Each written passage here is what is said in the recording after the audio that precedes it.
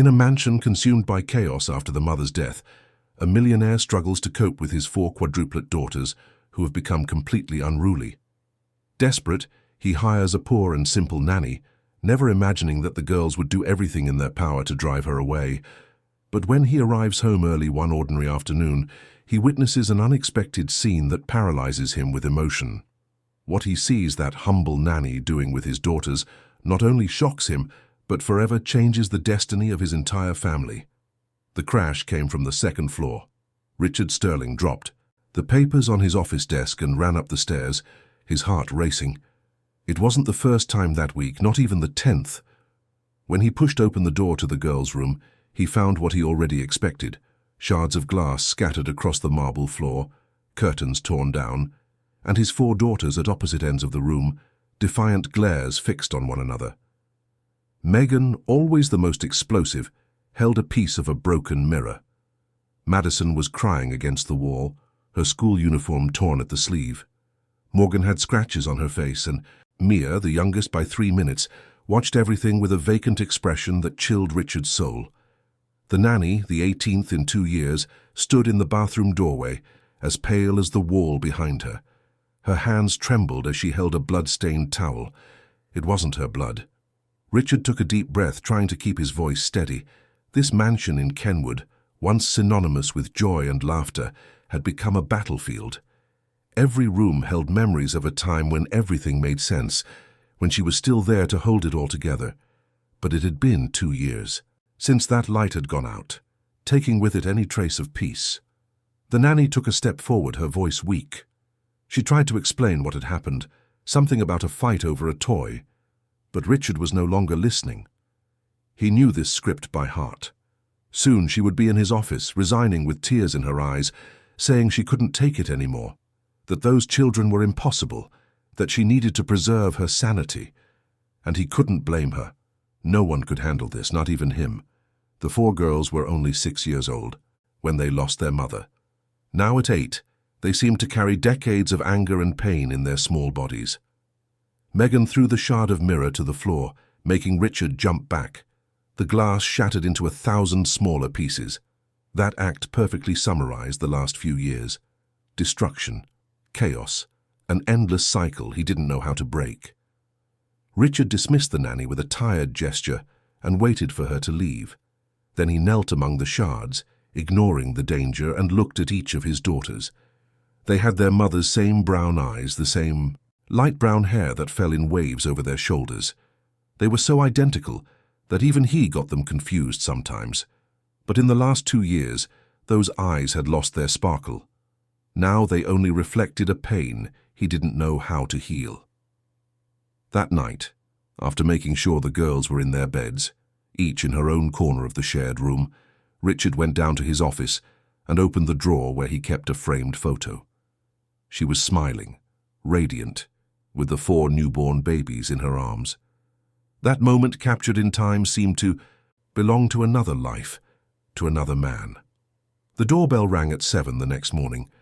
Richard had spent the night on the office sofa, surrounded by work documents he hadn't been able to review. The company demanded more and more from him, endless meetings, constant travel, decisions that moved millions. But none of it seemed to matter when he came home to find hell waiting for him. Mrs. Gable, the housekeeper who was still bravely holding on, opened the door. Richard heard voices in the entrance hall and recognized one of them, the nanny agency. Again, he had called the night before, desperate, begging them to send someone, anyone willing to try. He dragged himself to the mirror in the powder room, adjusted his poorly tied tie, and tried to look less exhausted than he felt. The dark circles under his eyes were deep, the grey hairs increasing every month. At 42, he felt much older. In the hall, a woman was waiting. Richard paused on the last step of the staircase, observing her for a moment before descending completely. She was different from the others. She wore a simple, faded blue dress that had seen better days. Her shoes were old, mended at the sides. Her calloused hands clutched a worn-out purse. She wore no makeup, and her hair was tied in a simple bun. But there was something in her eyes, a serenity that contrasted with everything around her. She didn't seem nervous or scared. as the others always did when they first arrived. She just waited patiently with a half smile on her lips. Richard came down the steps and extended his hand. She shook it firmly. Grace Miller, 34 years old, though her hands told a story of much more work. She lived in Englewood on the south side in a 2-room apartment she shared with a niece. She had worked in family homes since she was 19. Before that, she helped her mother do laundry for others. She studied until the 5th grade. After that, she had to work.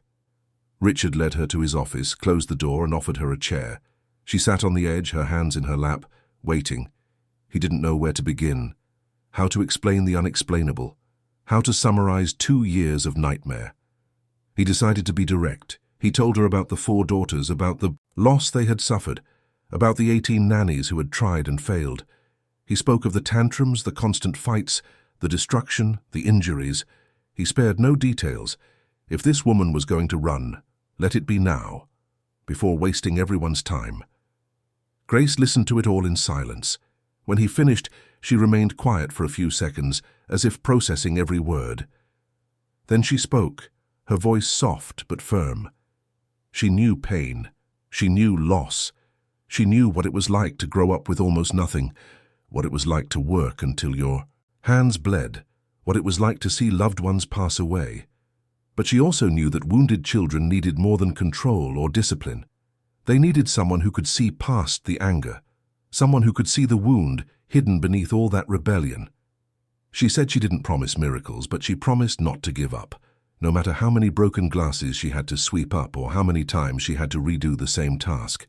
She had patience, she had time, and she had something Richard realized had been missing from that house for a long time. She had hope. Richard felt a lump in his throat. It had been so long since anyone had spoken of those girls with compassion. Everyone saw only the problem, the disorder, the chaos. No one saw the pain. He agreed. He offered the salary, explained the routine or lack thereof. Grace just nodded. When could she start, he asked. Today, she replied. She had nothing that couldn't wait. The 4 girls were having breakfast when Grace went upstairs for the first time. Mrs. Gable had made pancakes, but they were untouched on the plates. Megan was throwing pieces out the window. Madison was drawing on the table with jelly. Morgan had spilled her glass of juice on the floor. Mia just stared into space. Grace stopped at the door and watched. She said nothing for a few seconds. The girls noticed her but pretended not to. It was the test. It always was.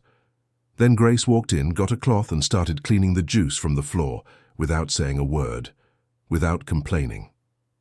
Megan watched her with suspicion. When Grace finished cleaning, she took a pancake, cut it into small pieces and began to eat slowly, savoring each bite, as if it were the most delicious thing in the world. Megan was the first to speak. Who was she? Why was she there? What did she want? The questions came in rapid-fire bursts, aggressive, challenging. Grace finished chewing before she answered. She said her name, said she was there to take care of them, and said that what she wanted was very simple. She wanted them to be happy again. Madison laughed, a harsh, humorless sound. There was no such thing as happy. Not anymore. Not after their mother had left and never come back. Grace didn't argue. She just said she understood, that losing someone you love was the deepest pain there is, but that even in the deepest wounds, with time and care, it was possible to heal. The scar might never disappear, but the pain could lessen. Morgan threw her fork at the wall. Grace didn't flinch. She just got up, picked up the fork, and put it in the sink. Then she returned to the table and continued eating her pancake, as if nothing had happened. It was Mia who broke the silence. The girl who rarely spoke, her voice was a fragile voice, whisper. She asked if Grace was going to leave too, if she would also give up on them like all the others. Grace looked into the eyes of that small child and saw something that squeezed her heart. Fear. A deep fear of being abandoned again. She extended her hand across the table, but she didn't touch Mia. She just left it there, an offer, not an imposition. She wasn't going to leave. She wouldn't give up. It might take time, it might be difficult, but she was going to stay. she promised. Mia looked at the outstretched hand for a long moment. Then slowly she extended her own and touched Grace's fingertips. It was only for a second, but it was enough for Grace to know there was a chance. A small, fragile, but real chance to reach those girls. The rest of the morning was a whirlwind. Megan spilled paint on the living room rug. Madison hid all the remote controls. Morgan locked Grace out of the bedroom. Mia just watched, those empty eyes following every move. Grace faced it all with the same disconcerting calm. She cleaned the paint, found the remotes one by one, waited patiently until Morgan got tired and opened the door. She didn't yell, she didn't threaten, she didn't cry. She just carried on. When Richard arrived that evening, he expected to find Grace packing her bags. Instead, she was in the kitchen, preparing dinner. The girls were in the living room, each in her own corner, but quiet. No screaming, no broken glass. He stopped at the kitchen door, watching Grace chop vegetables with precise movements. She was humming softly, a melody he didn't recognize.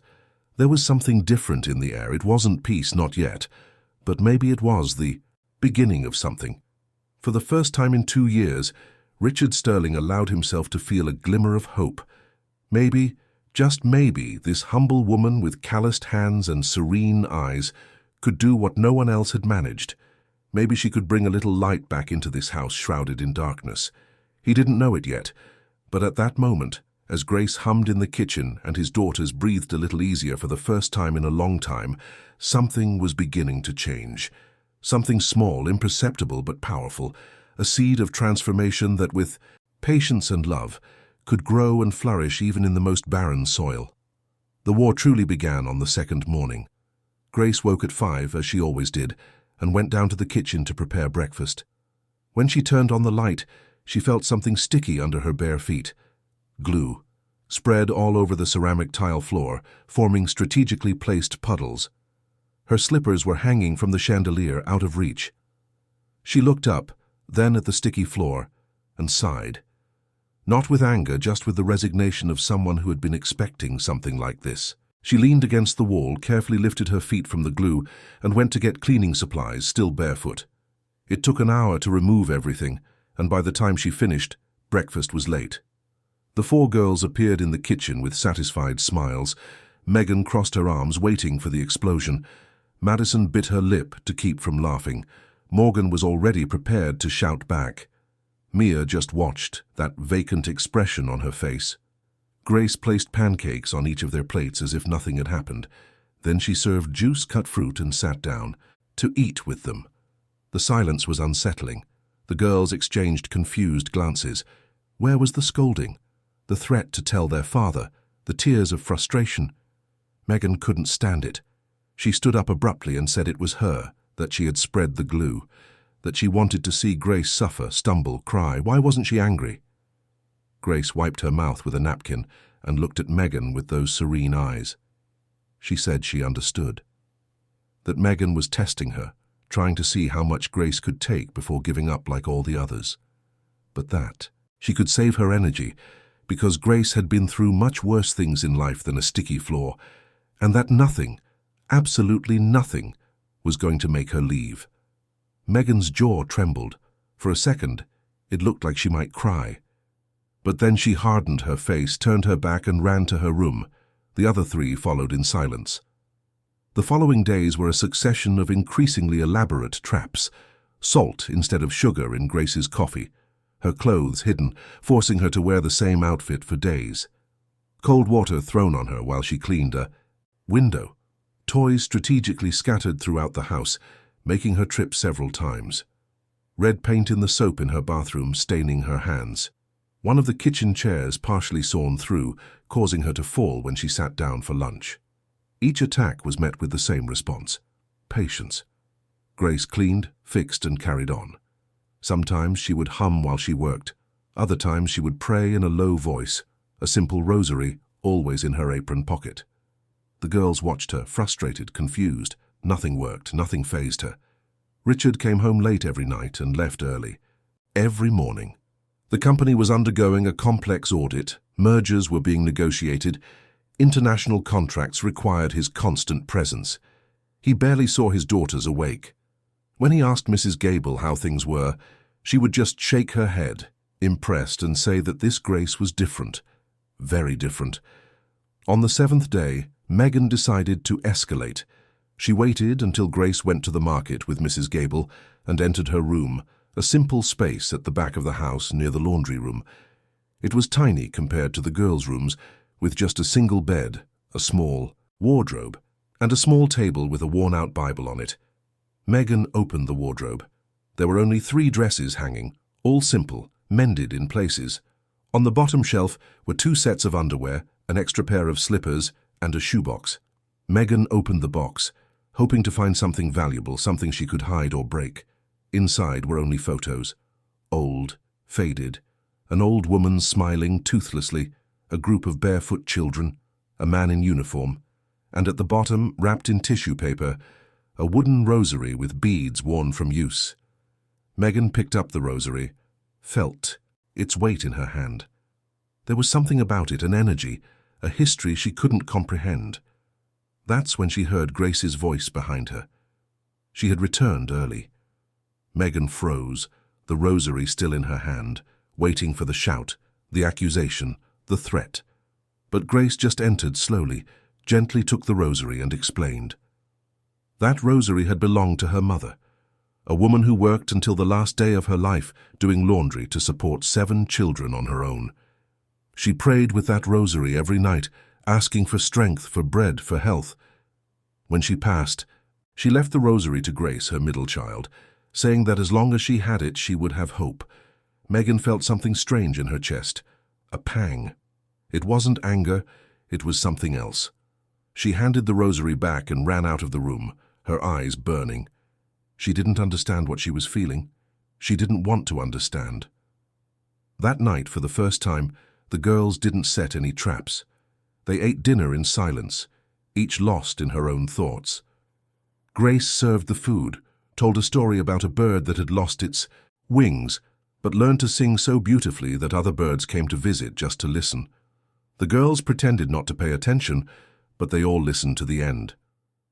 When Richard arrived that night, almost midnight, he found something that made him stop in the hallway. Lights were on in the girls' room, low voices. He approached silently and saw through the crack in the door. Grace was sitting on the edge of Mia's bed, singing a lullaby. The 4 girls were lying down, each in her own bed, listening. Not sleeping, just listening. Mia's eyes were closed, but a trail of a tear glistened on her cheek. Megan's expression was tense, fighting some internal battle. Madison was hugging a teddy bear that had been thrown in a corner for months. Morgan was staring at the ceiling, but her breathing was slower, calmer. Richard felt his chest tighten. It had been so long since he had seen his daughters like this. Vulnerable, yes, but in a different way. No longer that destructive anger, but a sadness that could finally be expressed.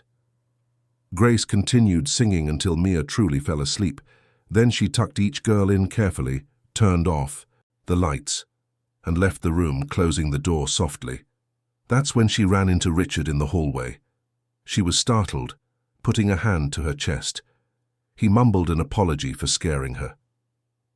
They stood there for a few seconds, the silence filled only by the distant sound of the city outside. Richard didn't know what to say.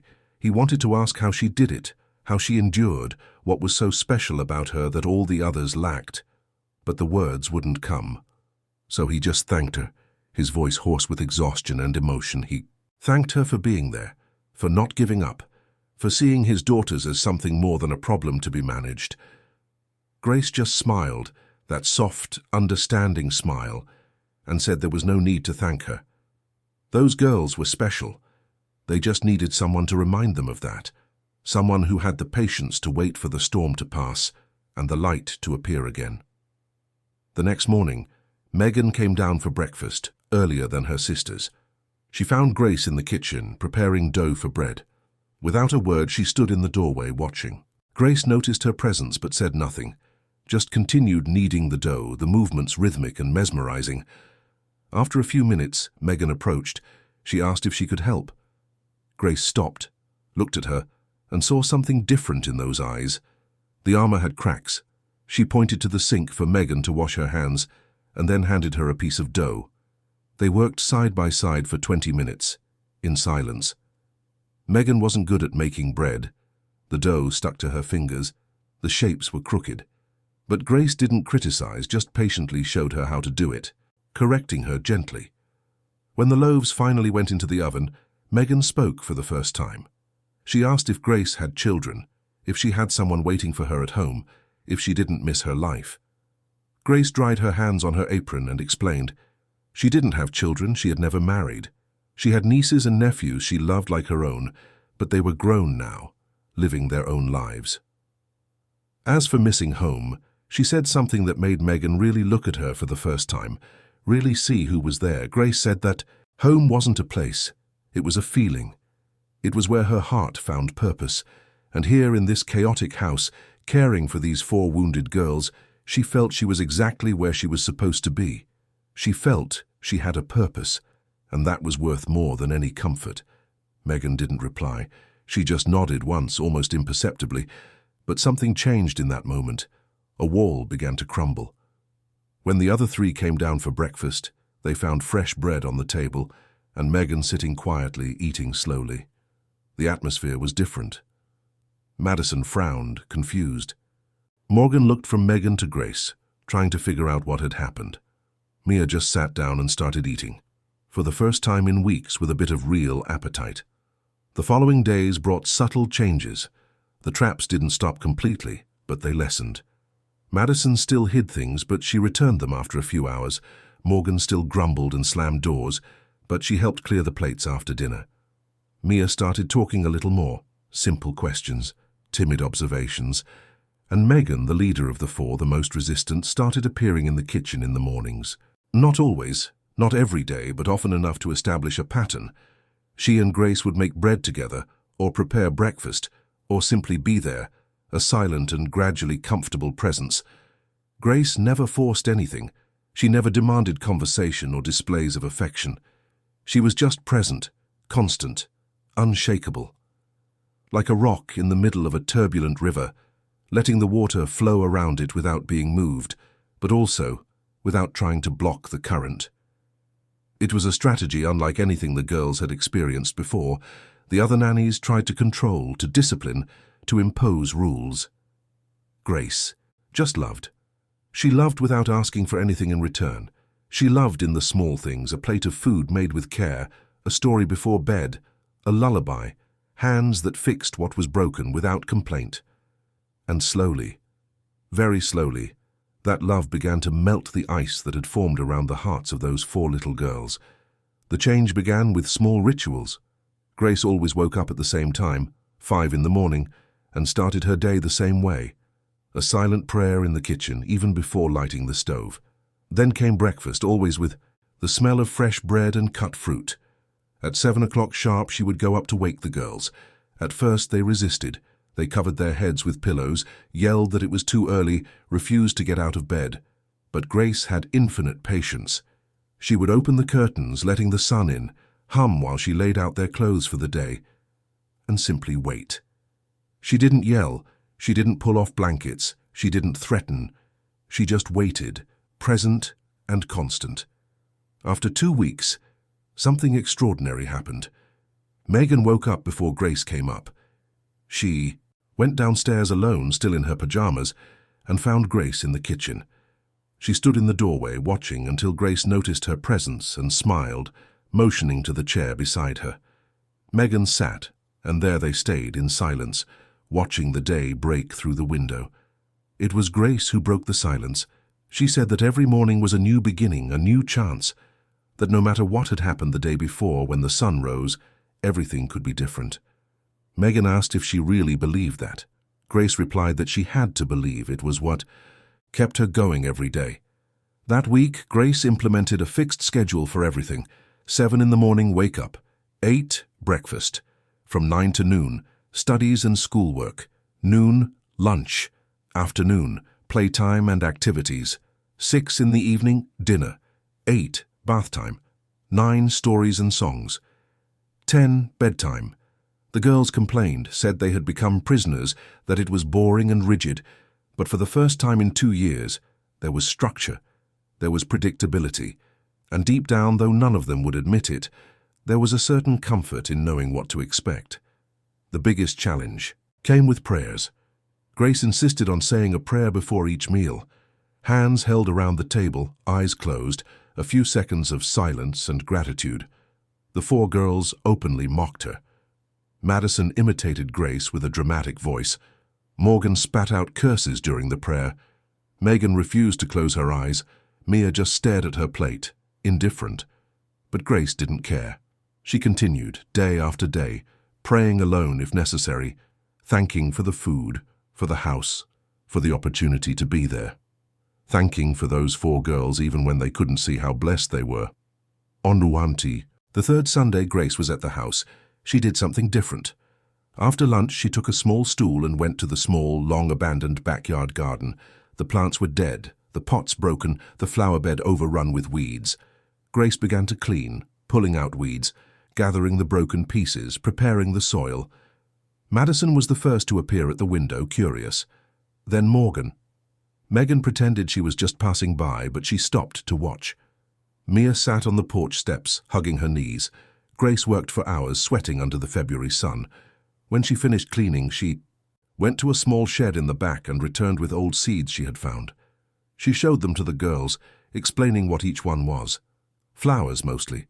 Roses, daisies, sunflowers. Some probably wouldn't even sprout anymore, she said, but it was worth a try. Everything deserves a chance to grow. Megan came down the steps and picked up a packet of seeds. Sunflowers. Her mother had loved sunflowers. She had a vase of them on her bedroom balcony, always turned towards the sun. After she was gone, no one took care of them. The flowers withered. The vase broke in one of the fights and the pieces were thrown away. Megan squeezed the packet of seeds in her hand, and something inside her broke. She began to cry, right there, in the middle of the dirty garden. It wasn't a delicate or silent cry. It was loud, desperate sobbing, 2 years of pent-up pain finally finding a way out. Grace dropped her shovel and approached. She didn't ask anything, didn't say anything. She just opened her arms. Megan hesitated for a second that felt like an eternity. Then she threw herself into Grace's arms and cried like she hadn't cried since the day she got the news about her mother. She cried for the loss, for the anger, for the loneliness, for the fear of never feeling whole again. The other 3 girls watched, paralyzed.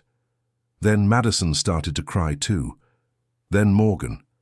Mia was the last, those silent tears she had held back for so long finally streaming free. Grace gathered them all, her arms not big enough to hug all 4 at once, but she tried.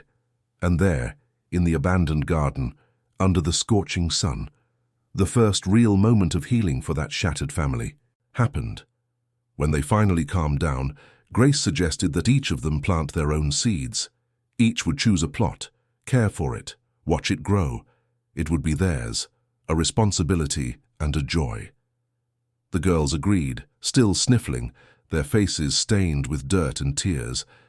They spent the rest of the afternoon planting.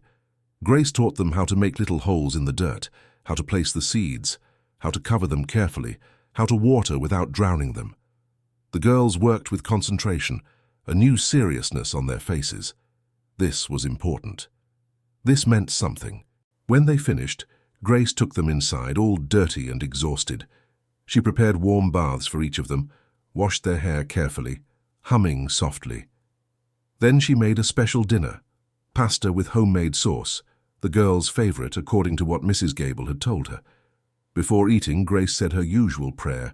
This time Megan didn't mock, Madison didn't imitate, Morgan didn't curse. Mia wasn't indifferent. They all sat quietly, holding hands, while Grace gave thanks.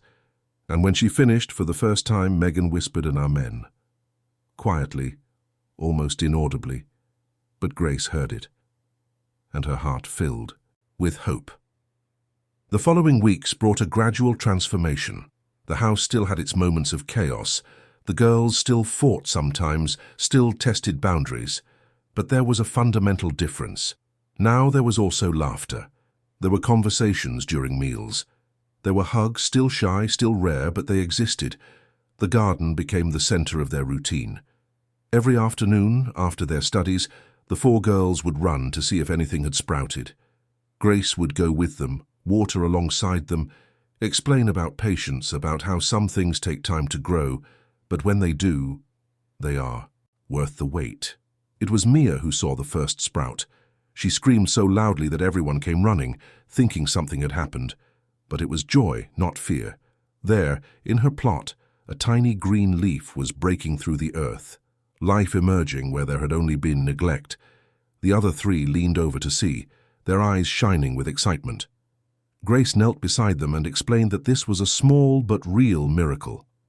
Proof that even when everything seems lost, buried, finished, there is still a possibility of rebirth. There is still hope for new things. Megan looked at Grace with a new intensity. Was she talking about the plants or about them? Grace just smiled, that smile that said so much without needing words. That night, after the girls were asleep, Grace was in the kitchen preparing the next day's lunch when Richard arrived. He had left the office early for the first time in weeks. He had noticed something different in the last few days, in the few interactions he had with his daughters. They seemed lighter, still sad, yes, but no longer carrying that destructive weight from before. He entered the kitchen and stood, watching Grace work. She was peeling potatoes with precise movements, piling the peels in a bowl to use as compost in the garden later. Nothing was wasted in her hands. Richard finally spoke. He said he had noticed changes, that the house was different, his daughters were different. He wanted to know her secret, how she did what so many others couldn't.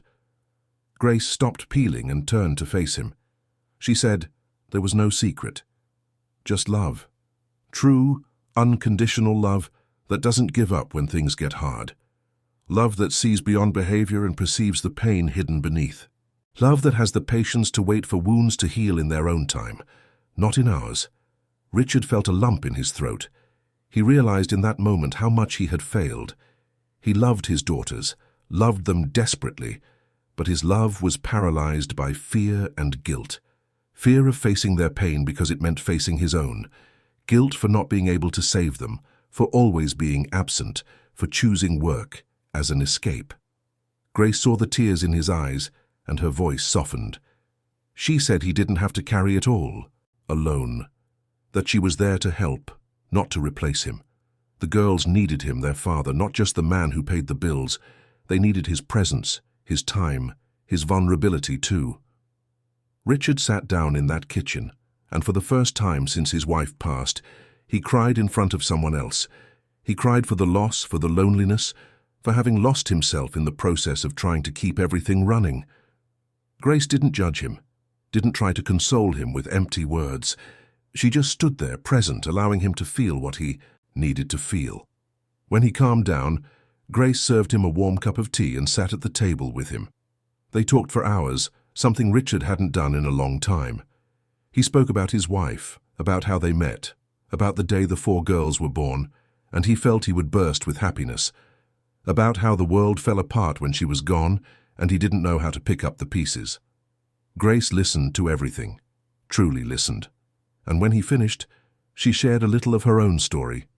She spoke about growing up poor, about working since she was a child, about losing her mother and having to be strong for her younger siblings, about the times she wanted to give up, but something, an inner voice, a faith she couldn't explain, kept her going. She said that everyone carries scars. The difference is in choosing whether those scars will harden us or make us more compassionate. She chose the latter, and she believed that Richard could make that choice too. When they finally went upstairs, it was past midnight. Richard stopped at the door of his daughter's room and peeked. Inside, the 4 were sleeping soundly, their faces peaceful. Megan had a half smile on her lips. Madison was hugging her teddy bear. Morgan had a hand stretched out from under the covers, as if reaching for something. Mia was curled up, but no longer in that tense position from before, just comfortable. Richard felt something shift inside him, a decision forming. He couldn't continue being a ghost in their lives. He needed to be present. He needed to be part of the healing, not just observe it from afar. Richard's change wasn't immediate, but it was real. The following Monday, he did something he hadn't done in months. He cancelled a morning meeting to have breakfast with his daughters. When he came downstairs at 8 o'clock, he found the four of them already at the table, with Grace serving pancakes. The silence that fell over the kitchen was deafening. Megan looked at her father with suspicion. Madison stopped chewing mid-bite. Morgan frowned. Mia just watched, her big eyes trying to understand what this meant. Richard sat down, awkward, not knowing exactly how to act. Grace placed a plate in front of him, gave him an encouraging smile, and went back to the stove. He looked at his daughters, tried to find words, but they seemed stuck in his throat. It was Megan who broke the silence. She asked why he was there if he didn't have work. The question was loaded with years of resentment, but also with genuine curiosity. Richard took a deep breath. He said he did have work, he always did, but he realized he was losing something much more important while he was stuck in it. He was losing his daughters. He was losing moments that would never come back, and he decided he needed to change that. The silence returned, but it was different now. Not hostile, just cautious. The girls watched him as if they were seeing a stranger, someone who looked like their father but behaved strangely. Grace suggested they say their prayer before eating. Richard hesitated for only a second before extending his hands. Megan took one, Mia the other. The circle closed around the table. Grace said her usual prayer, thanking for the food, for the family, for the opportunity of a new day. Richard realized his eyes were welling up when she finished. They ate in a strange, but not entirely uncomfortable silence. Richard asked about school, about their lessons. Madison replied that they were studying the solar system. Morgan complained that math was boring. Megan said she had a literature test on Thursday. Mia just ate, but he noticed she glanced at him from time to time as if checking if this was real. After breakfast, Richard did something even more surprising. He said he was going to work from home that day and asked if he could help with anything. The girls exchanged incredulous looks. Grace suggested he could help with the chores while she supervised their studies. Richard found himself washing dishes for the first time in years. His hands, accustomed to holding pens and signing contracts, were now dealing with sponges and detergent. Madison appeared in the kitchen after a while, supposedly to get water, but she stood in the doorway watching her father wash the dishes. He noticed her presence and smiled. He asked if he was doing it right. Madison shrugged, but there was a playful glint in her eyes. She said he was leaving too much foam and that hot water worked better. Richard adjusted, thanked her for the tip. Madison stayed for a few more seconds, then went back to her studies. That week established a new pattern. Richard started leaving the office earlier, arriving home in time for dinner. At first, the conversations were stilted, full of awkward pauses, but Grace had a special ability to ask questions that led to stories, and stories that broke down barriers. She asked Richard what it was like when the girls were born. He began to tell, hesitant at first, but then the words flowed. He talked about the delivery, about how he panicked when he found out it was 4 babies, about the first time he held each of them, so small they fit in the palm of his hand. The girls listened, fascinated. It was the first time in a long time they had heard their father talk about the past, without sadness, completely dominating the narrative. There was joy in the memories, genuine laughter as he recalled funny moments. Megan asked about their mother, her voice small, testing the limits. Richard stopped talking for a moment, his smile faltering. But then Grace placed her hand gently on his, a silent gesture of support, and he continued. He talked about how he met his wife, about their first date, about how she was funny and stubborn and lit up any room she entered. He talked about how she sang off-key but with so much enthusiasm that no one cared.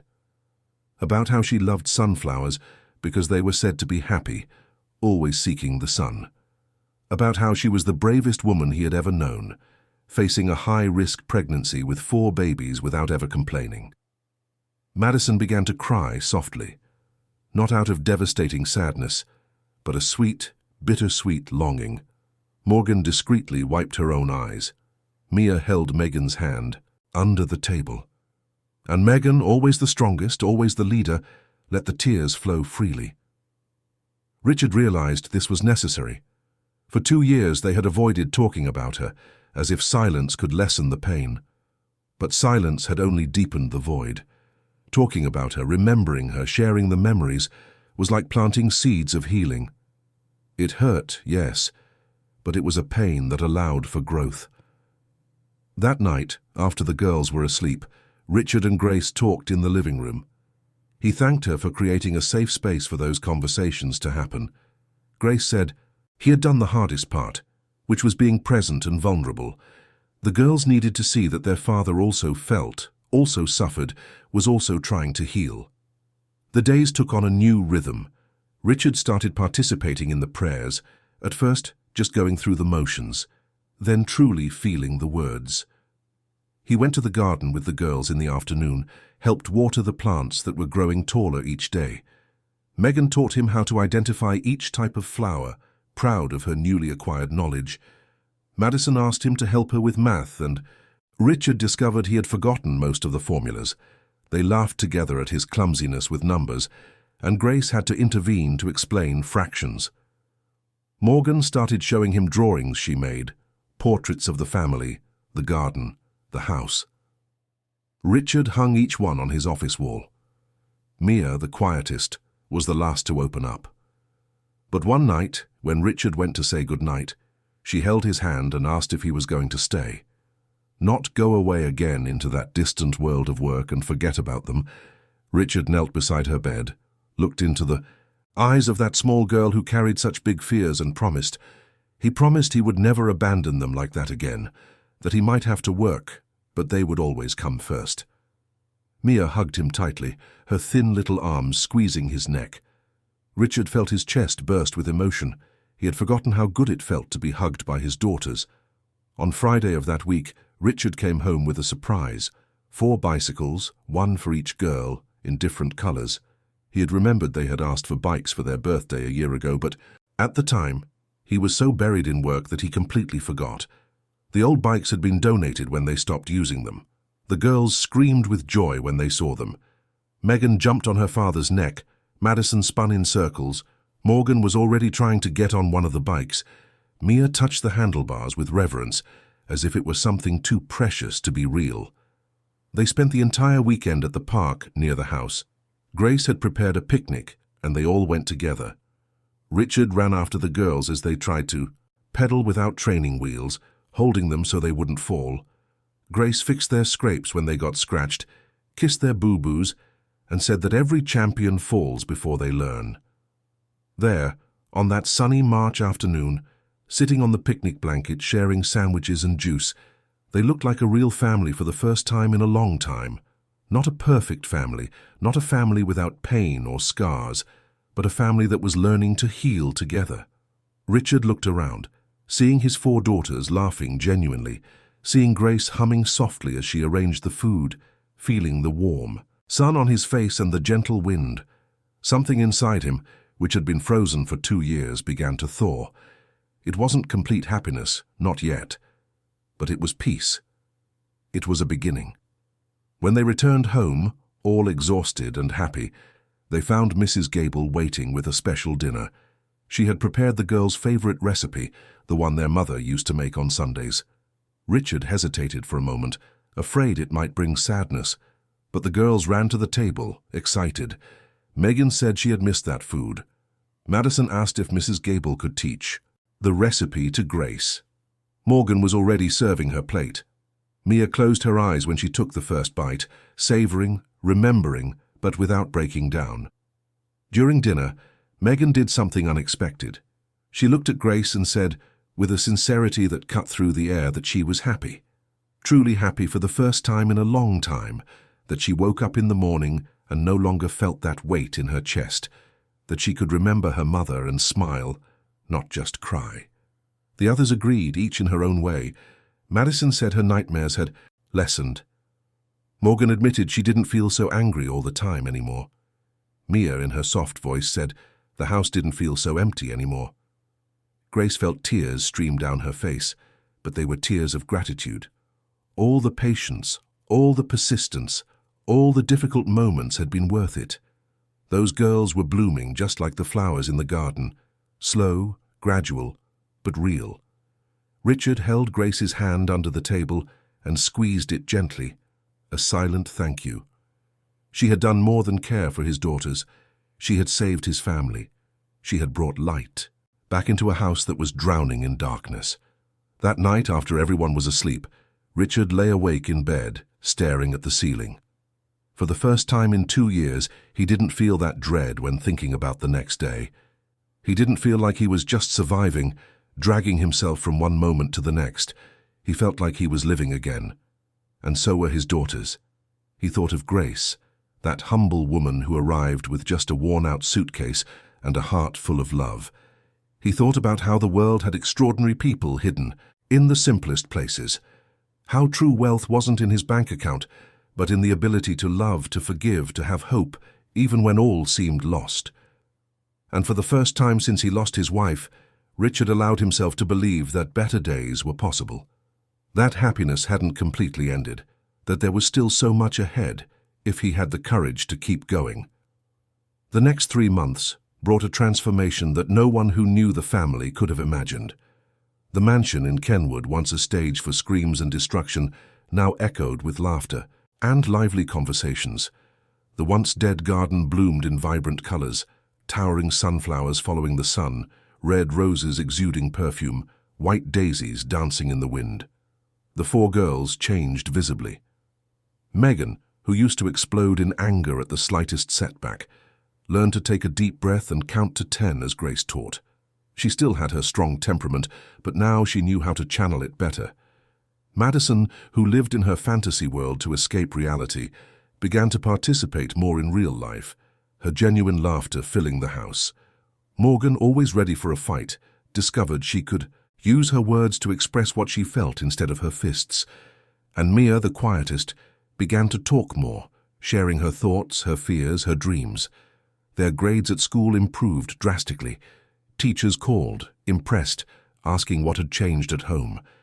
The girls who were once known as problematic, aggressive, and impossible now participated in class, made friends, and showed a real interest in learning. Richard was also unrecognizable.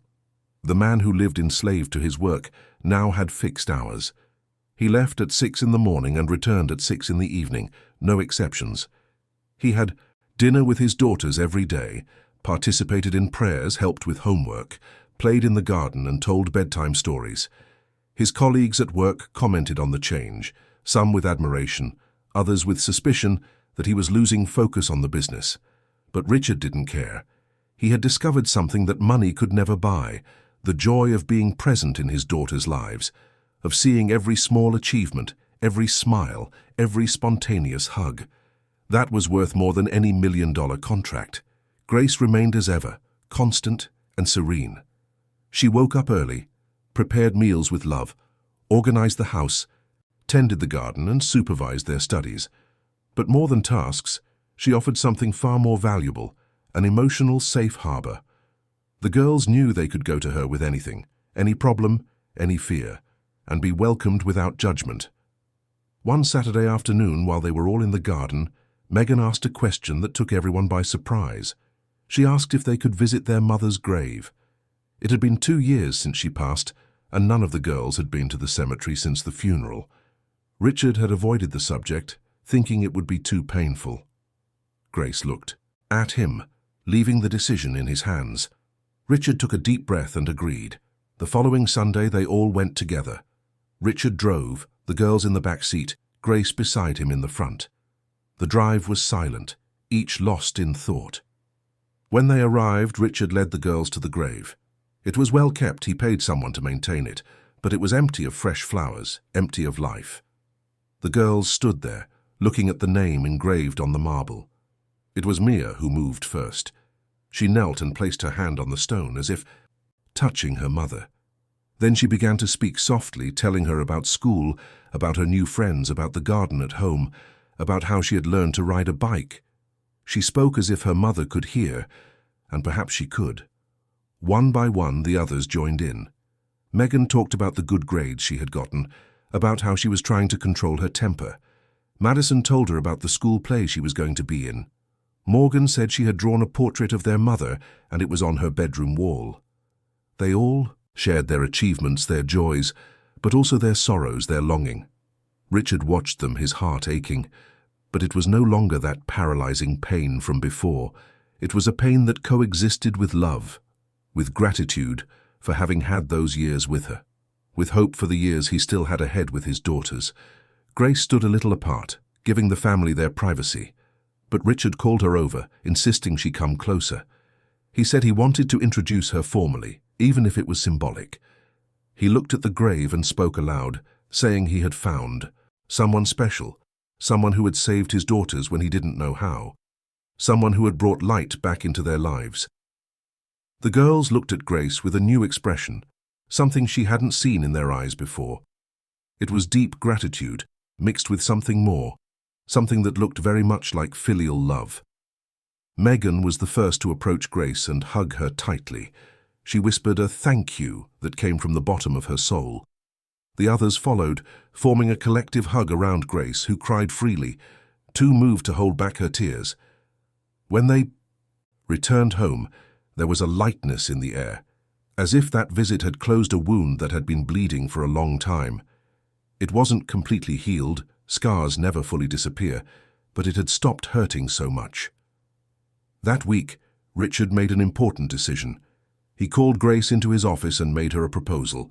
He wanted to significantly increase her salary, give her a better room, more benefits. But more than that, he wanted to formalize her role, not just as a nanny, but as an official part of the family structure. He wanted to give her a voice in important decisions about the girls, to legally recognize her role. Grace was surprised, almost speechless. She said she didn't need any of that she did everything out of love, not for money or recognition. Richard insisted, saying she deserved it, that she had transformed their lives and that was priceless. But he wanted to at least try to repay her in some way. After much insistence, Grace accepted. Not for the money, she made clear, but because she understood that for Richard this was important. It was his way of expressing gratitude. The following weeks brought even more special moments. Megan had a school presentation and asked Grace to go with her father. Seeing the two of them sitting side by side in the audience filled her with pride. Madison started calling Grace Aunt Grace, an affectionate term the others soon adopted. Morgan created a family photo album, including Grace in all the recent pages. Mia began to sleep better, her nightmares almost completely gone. Richard realized he was looking at Grace differently. It was no longer just gratitude or professional admiration. It was something deeper, more complex. She was kind, wise, patient, strong in a way he had never seen before. He quickly pushed these thoughts away, feeling guilty. It was still too soon. He was still processing his loss, still relearning how to be a father. But feelings don't follow rational timelines. He began to notice little details, how Grace smiled when the girls did something funny, how she hummed while cooking, how her eyes shone when she spoke of faith and hope, how her calloused hands worked with such dedication. One evening, after the girls were asleep, Richard and Grace were in the living room talking about the week ahead, planning activities, discussing school matters. The conversation naturally flowed to more personal topics. Grace told him more about her childhood, about dreams she had and abandoned, about how she learned to find joy in simple things. Richard shared fears he had never verbalized to anyone. The fear of failing as a father, of not being enough, of his daughters growing up resentful. Grace listened attentively and said something that stuck in his mind. The fact that he had these fears already showed he was a good father. Bad fathers didn't worry, didn't question, didn't try to be better. There was a moment of silence between them, charged with something unsaid. Their eyes met and stayed connected for seconds that seemed to stretch on. Richard felt his heart race. Grace looked away first, a faint blush rising in her cheeks. She stood up, said it was late and she needed to rest. Richard agreed, but he sat there after she went upstairs, processing that moment. He could no longer deny it. He was developing feelings for Grace. But was it right? Was it fair? Was it too soon? He didn't know the answers. What Richard didn't know was that on the other side of the city, at that very moment, a woman was planning something that would threaten all their newly found peace. Eleanor, the sister of Richard's late wife, had just received information that infuriated her. Her nieces were being raised by a housekeeper, A woman with no formal education, no pedigree, nothing but prayers and good feelings? Eleanor had always been jealous of her sister, jealous of the perfect marriage, the beautiful daughters, the comfortable life. When her sister passed, a part of her felt a sick satisfaction. Finally, perfection had cracked. But now, hearing that the family was rebuilding, that the girls were happy again, it rekindled something in her, a mixture of envy and ambition. She started making calls, investigating, planning. There was a significant inheritance involved, a trust fund for the girls that she could control if she got custody. But more than money, it was about power, about proving that she, the sophisticated and successful sister, would be better for the girls than a simple housekeeper. Eleanor hired lawyers, began to build a case. She would claim that Richard was a negligent father, always absent due to work, that Grace was manipulating the girls, brainwashing them with religious fanaticism, that the children needed someone from their blood family, someone who truly cared. She didn't know that Richard had changed, that he was present now. She didn't know about the genuine love that existed in that house. She didn't know she was about to go to war with something much stronger than any legal argument. She was going to war with a family that had rebuilt itself through unconditional love. And in that war, Eleanor was destined to discover that not all power comes from money or social status.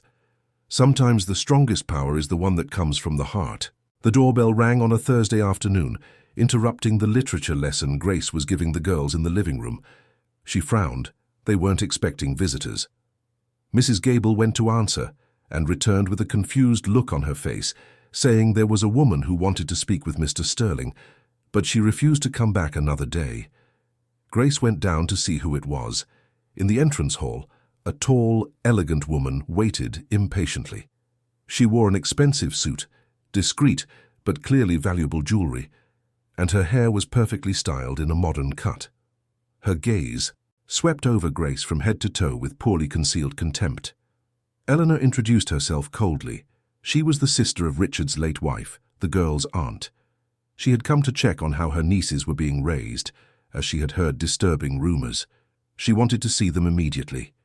Grace kept her voice calm and respectful. She explained that Mr. Sterling was not home, but that the girls were well and healthy. Eleanor did not seem satisfied with the answer. She said she hadn't asked for a housekeeper's opinion and that she had a right to see her nieces. The four girls appeared at the top of the stairs, drawn by the voices. Megan recognized her aunt immediately, and her face hardened. The others exchanged nervous glances. None of them had good memories of Eleanor. She had always been cold and distant, showing up at birthdays only out of obligation, bringing expensive gifts devoid of affection. Eleanor walked up the stairs uninvited, forcing a smile that didn't reach her eyes. She hugged each girl mechanically, commenting on how they had grown, how different they looked. Her gaze, however, scanned everything critically. The simple clothes they wore, their hair tied, back practically, the absence of expensive accessories. She began to ask invasive questions. What was their routine? What did they eat? Who took care of them when their father was working? The girls answered in monosyllables, clearly uncomfortable. Eleanor sensed the tension and changed tactics, her voice artificially sweet. She asked about school, about friends, about what they liked to do. Madison mentioned the garden, and Eleanor asked to see it. They all went down to the back of the house together. When she saw the blooming flower bed, Eleanor made a cutting remark about how cute it was, like a little hobby to pass the time. Megan felt anger rising. This wasn't some silly hobby. It was something important, something that had helped them heal. But before she could respond, Grace appeared with a tray of juice and cookies, politely offering them to Eleanor. The woman looked at the tray with disdain, refusing, saying she didn't trust food prepared by people she didn't know. The insult was clear and intentional. The girls were shocked. Grace just smiled patiently, left the tray on a nearby table and withdrew. Eleanor took advantage of Grace's absence to question the girls more directly. She asked if they liked the nanny, if she was good to them, if they weren't forced to do things they didn't want to. The questions were loaded with insinuation. Morgan answered firmly that Aunt Grace was wonderful and had helped them when no one else could. Eleanor raised an eyebrow upon hearing the term Aunt Grace, her expression hardening. She asked if their father knew that a housekeeper was appropriating family titles.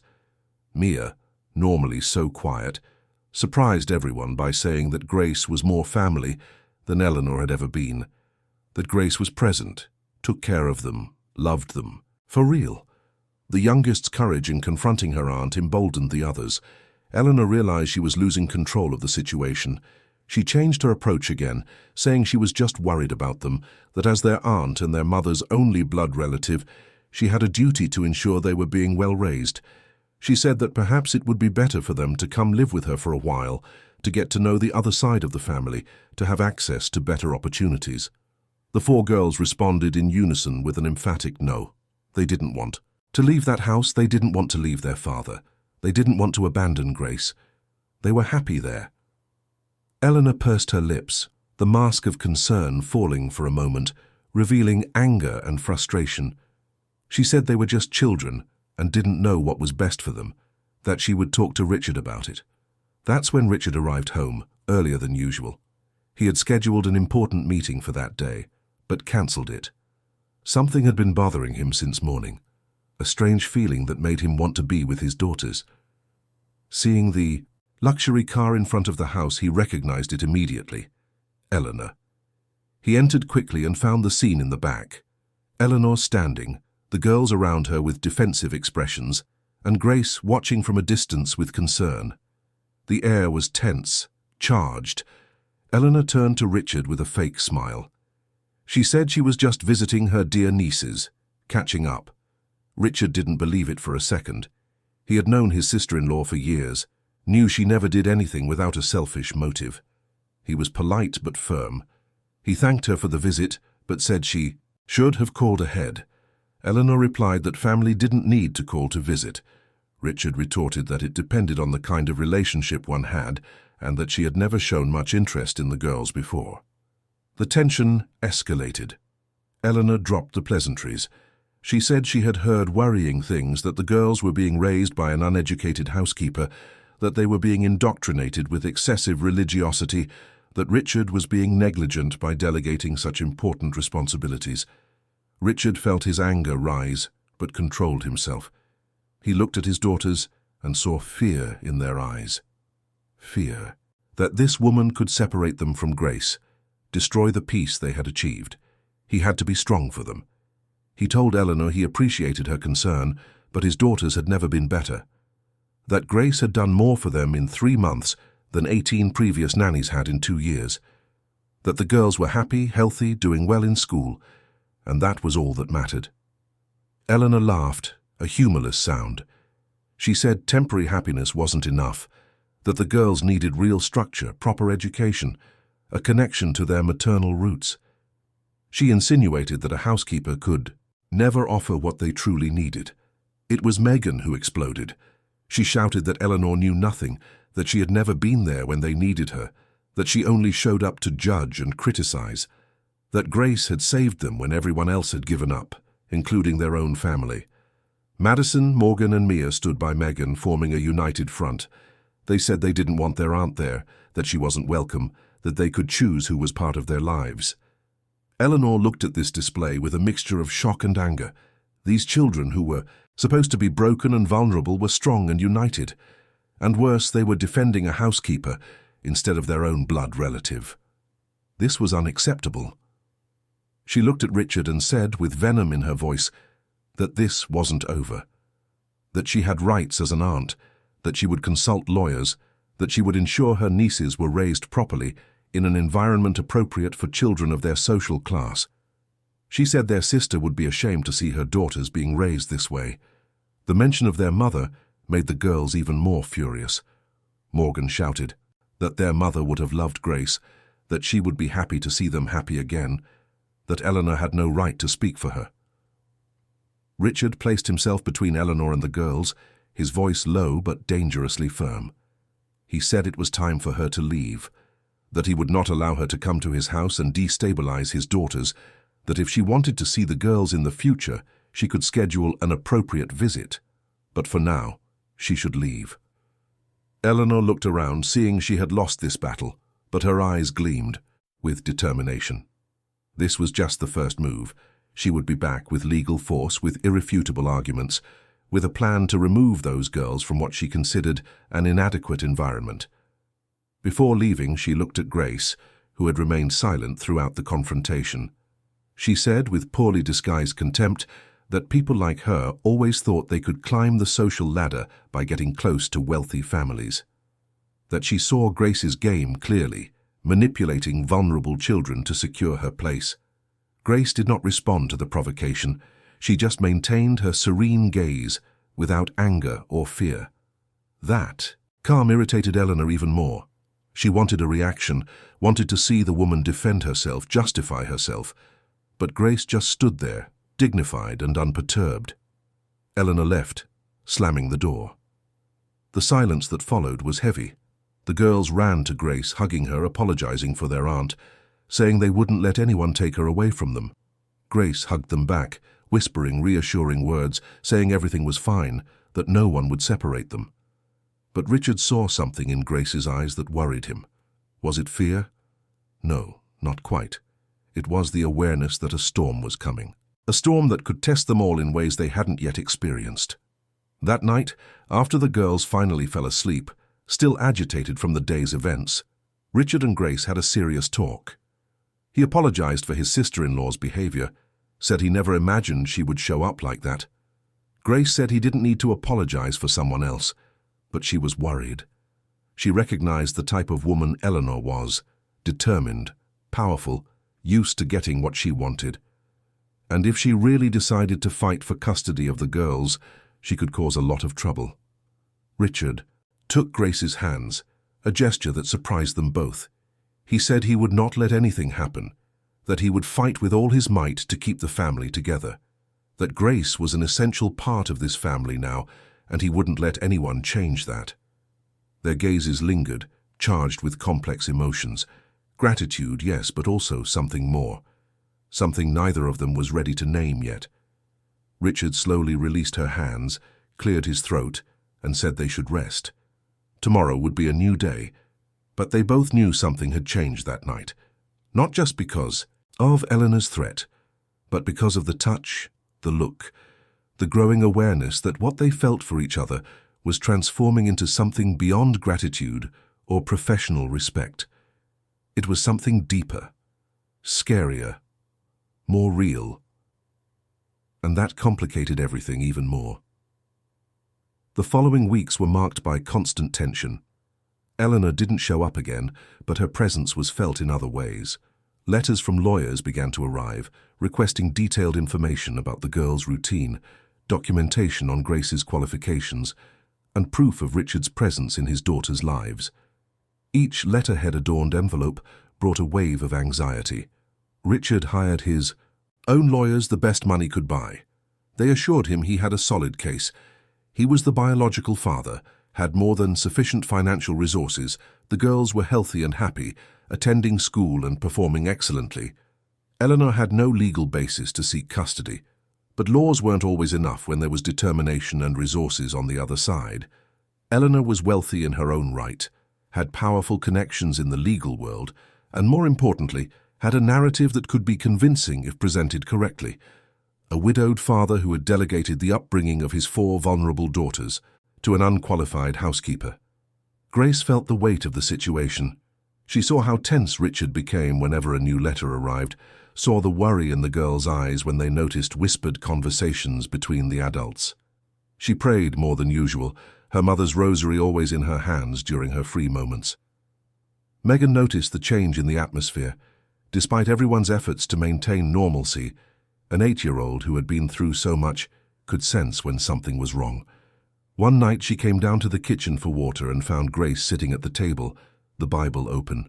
In front of her, silent tears streaming down her face. Megan stood in the doorway, unsure whether to enter or go back. But Grace saw her and quickly wiped her tears, forcing a smile. Megan approached slowly and asked if Grace was okay, if it was because of Aunt Eleanor. Grace hesitated but decided to be honest. She said she was worried, that she was afraid they might separate her from the girls, that she knew she had no formal education or resources, but she loved those 4 girls more than anything in the world. The thought of losing them was terrifying. Megan hugged Grace tightly. She said they wouldn't let anyone take her away, that she was part of the family now, and family doesn't abandon family. The words of a child, but spoken with such conviction that Grace felt some of her anguish subside. Richard was facing difficulties of another kind. His feelings for Grace continued to grow, but he felt guilty. Was it too soon after his wife's passing? What would people think? More importantly, what would it do to his chances of keeping custody of his daughters if Eleanor found out he was developing romantic feelings for the nanny? His lawyers were clear. Any appearance of impropriety could be used against him if it looked like he was getting emotionally involved with an employee while she was caring for his vulnerable daughters. Eleanor would have ammunition to claim the environment was unsuitable. So Richard distanced himself, not completely, not to the point the girls would notice, but enough for Grace to perceive it. He stopped seeking long conversations after the girls were asleep. He avoided looking directly into her eyes. He maintained a respectful physical distance at all times. Grace felt the change and immediately understood why. She had also developed feelings for Richard, though she tried to suppress them. He was a good man, dedicated, loving with his daughters. He had transformed so much in recent months. But she knew her place. She was the employee. He was the boss. She came from a poor family in Englewood. He was a millionaire businessman. Those worlds didn't mix. And now, with Eleanor's threat, it was more important than ever to keep things professional. The girls needed them, and anything that could jeopardize the legal situation had to be avoided. At the office, Richard faced pressure from all directions.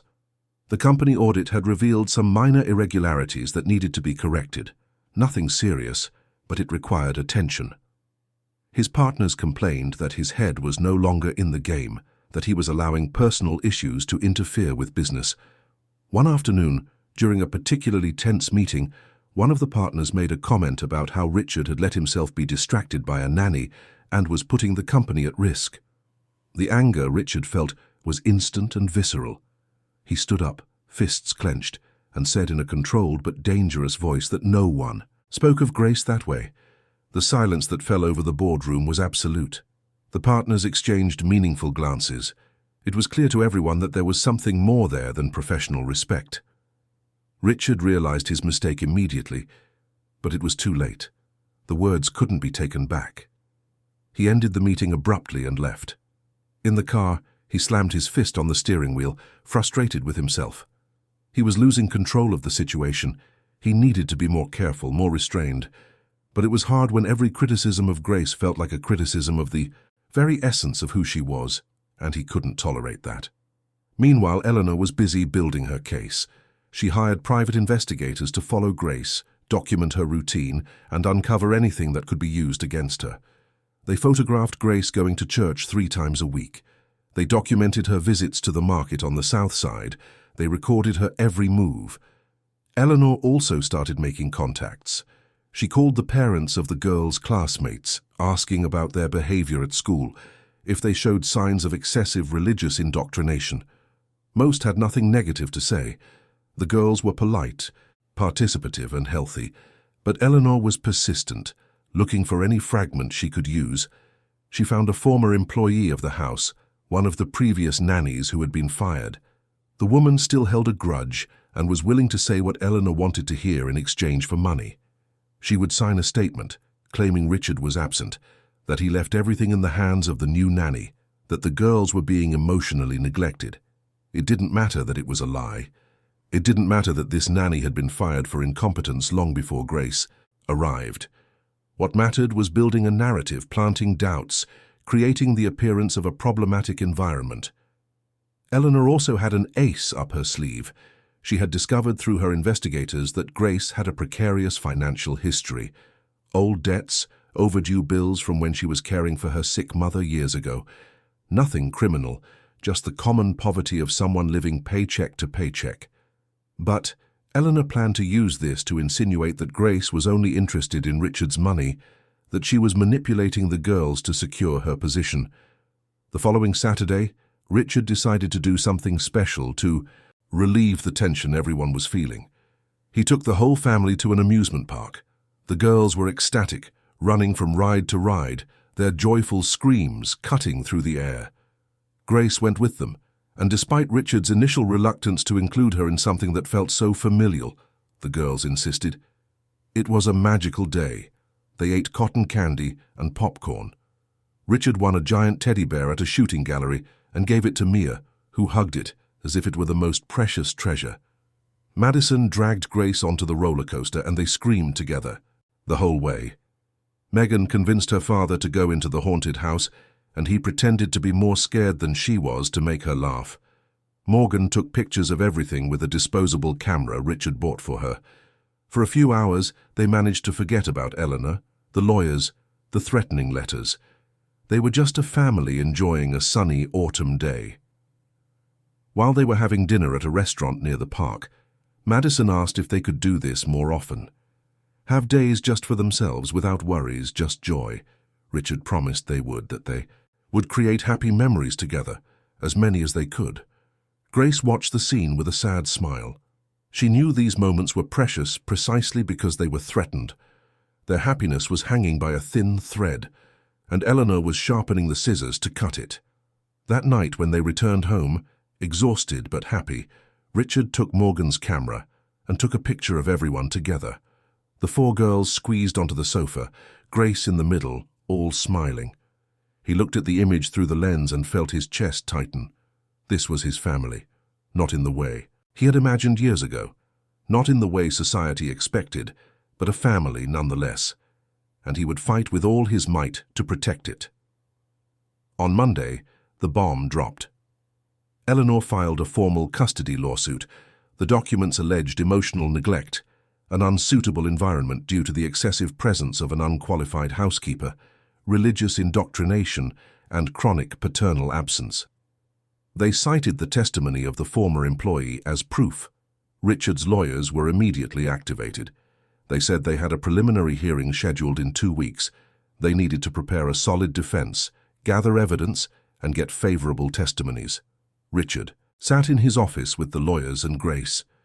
They needed her full story, needed to understand exactly what she had done, how she had transformed those girls. Grace told them everything, from the first day of traps to the present moments when the girls smiled genuinely and were thriving. The lawyers took furious notes. They said they had a strong case, but they needed to prepare for Eleanor to attack Grace's character. She was the visible weak point, the person without formal credentials, the housekeeper who had become central to the girls' lives. One of the lawyers asked a difficult question. Would it be easier if Grace temporarily stepped away? If Richard hired a nanny with academic qualifications, someone Eleanor couldn't attack so easily? Just until the legal situation was resolved. The silence that followed was tense. Richard looked at Grace, seeing the pain in her eyes. She was preparing to accept, to sacrifice herself for the girls' sake. But before she could speak, Richard said a firm and definitive no. They would not surrender to Eleanor's tactics. They would not destroy the progress they had made. The girls needed Grace, and removing her, even temporarily, would be a trauma. Besides, yielding to that demand would be admitting there was something wrong with Grace being there, and there was nothing wrong. The lawyers exchanged glances but agreed. Then they needed a different strategy. They needed to show that Grace was exactly what those girls needed, that her presence was beneficial, essential. They needed to turn Eleanor's narrative on its head. When the meeting ended and the lawyers left, Richard and Grace were alone in the office. She thanked him for not agreeing to send her away. She said she would have done it if necessary, but she was grateful. It wasn't. Richard took her hands, breaking the distance he had maintained for the past few weeks. He said he wouldn't let her go, that she was too important for the girls and for him. The words hung in the air between them, heavy with meaning. Grace felt tears in her eyes. She knew this complicated everything, but she could no longer deny what she felt. She opened her mouth to say something, but Richard placed a finger gently on her lips. He said he knew, that he felt it too, but they needed to focus on the girls now. After everything was resolved, they could deal with what was between them.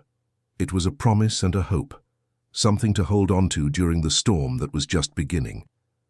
The preparation for the hearing consumed the following days. Richard hired a child psychologist, Dr. Evans, to evaluate the girls, documenting their emotional and behavioral progress. Dr. Evans spent 3 days at the house, observing, talking, and taking notes.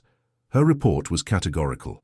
The 4 girls showed clear signs of recovery from trauma, were developing healthy emotional skills, and demonstrated a secure attachment to both their father and their primary caregiver.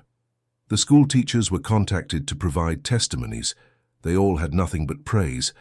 The girls who were once problematic, aggressive, and isolated now actively participated in classes, made friends, and showed empathy for their peers.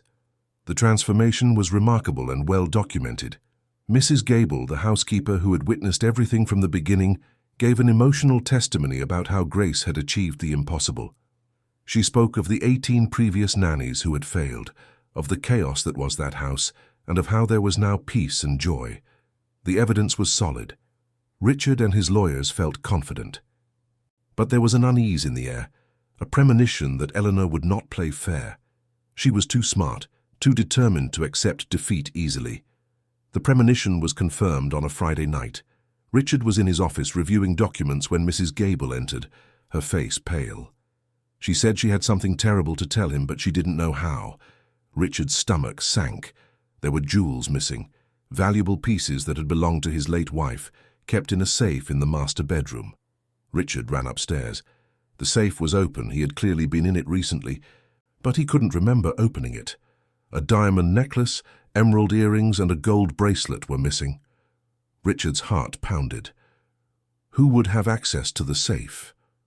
The combination was written down in only one place, a notebook locked in his drawer. Only Mrs. Gable knew where it was in case of an emergency, and Grace had access to the room for cleaning. Mrs. Gable was visibly distressed. She said she didn't want to believe it, that Grace was a good person, but the jewels couldn't just disappear.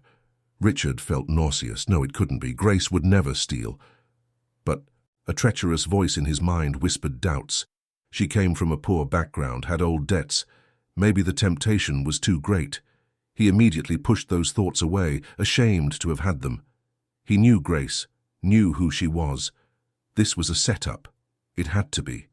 That's when the doorbell rang. It was 2 police officers. Someone had made an anonymous tip claiming that a household employee was selling stolen jewelry at a jewelry store on the south side. They had a search warrant. Richard went cold. This was happening too fast, too organized. Eleanor, it had to be her. But he couldn't accuse her without proof.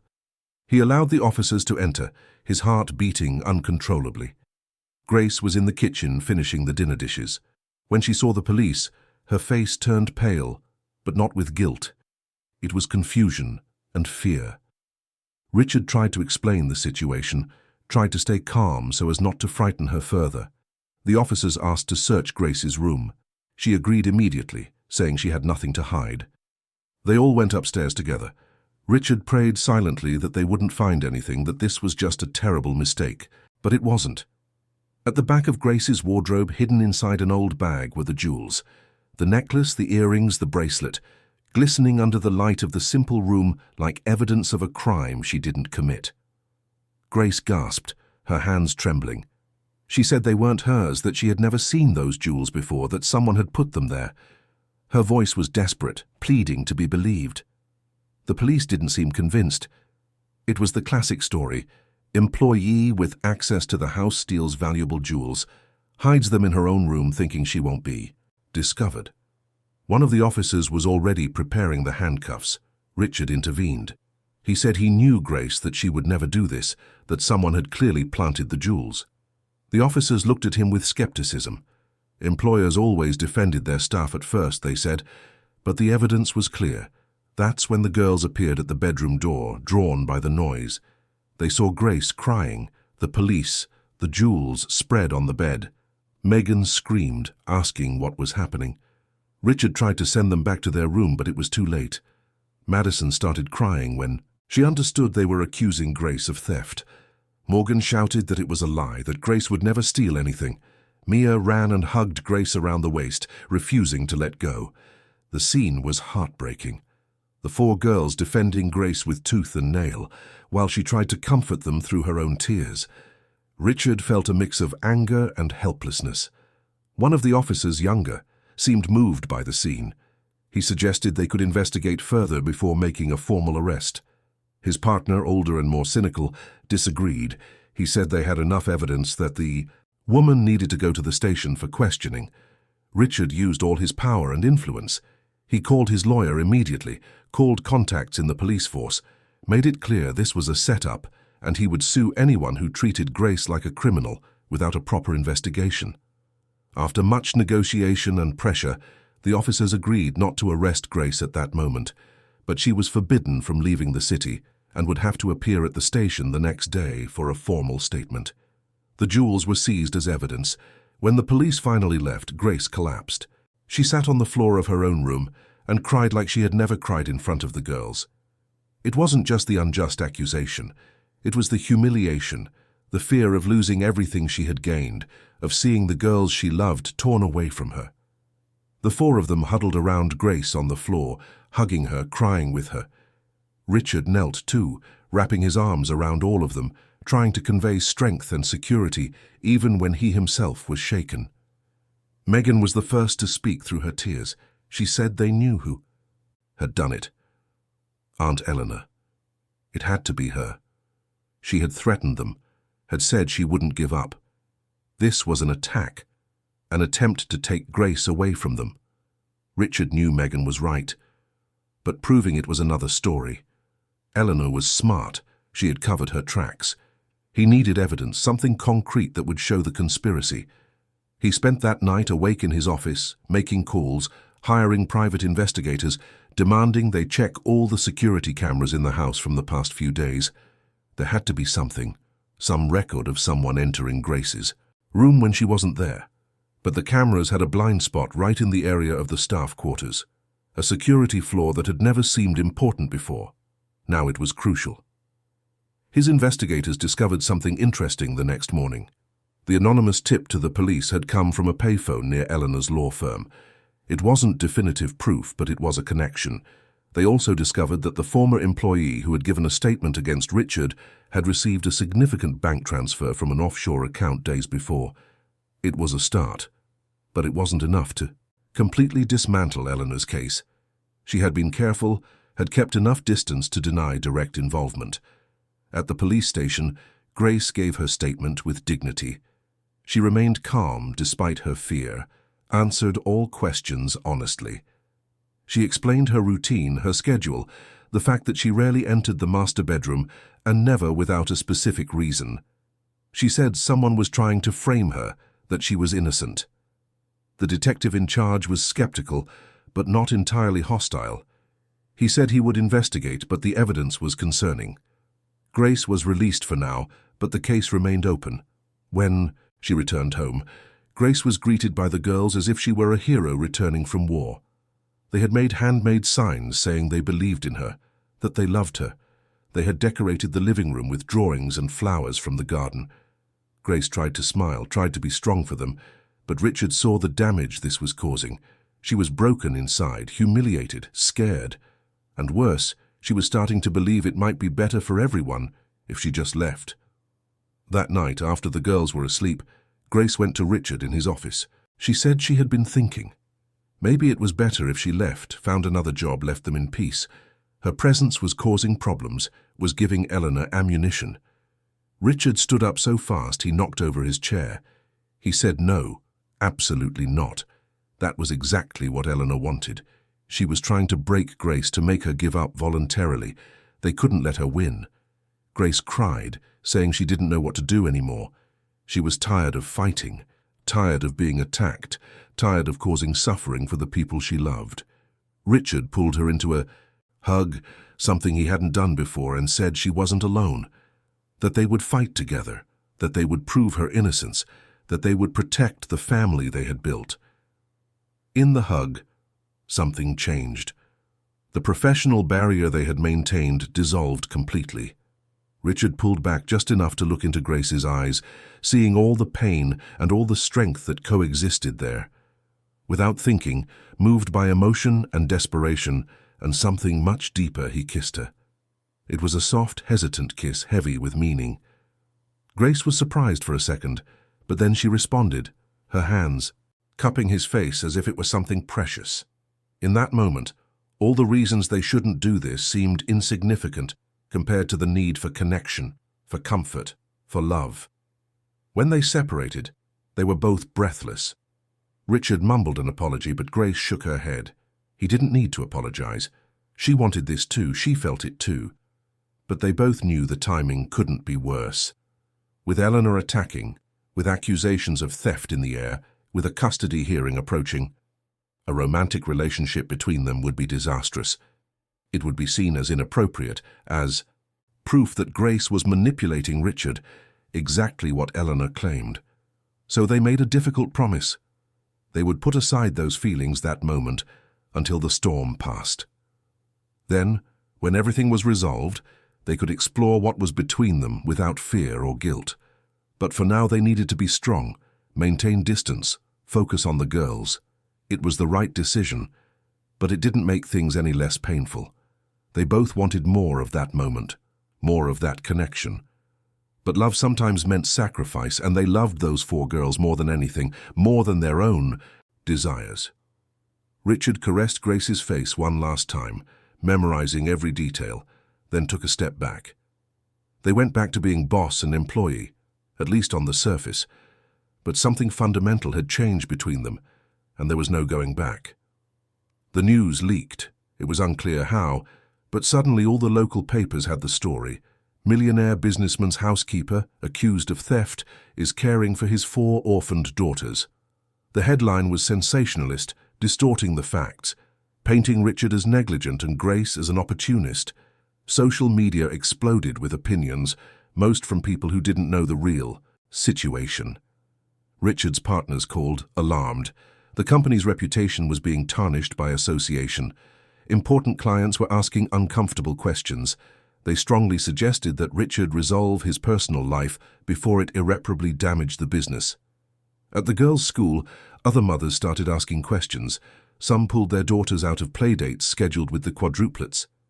There was an incident where a child called Megan a thief, saying her nanny stole things. Megan pushed the boy and ended up in the principal's office. The pressure was coming from all sides, and Eleanor knew exactly what she was doing.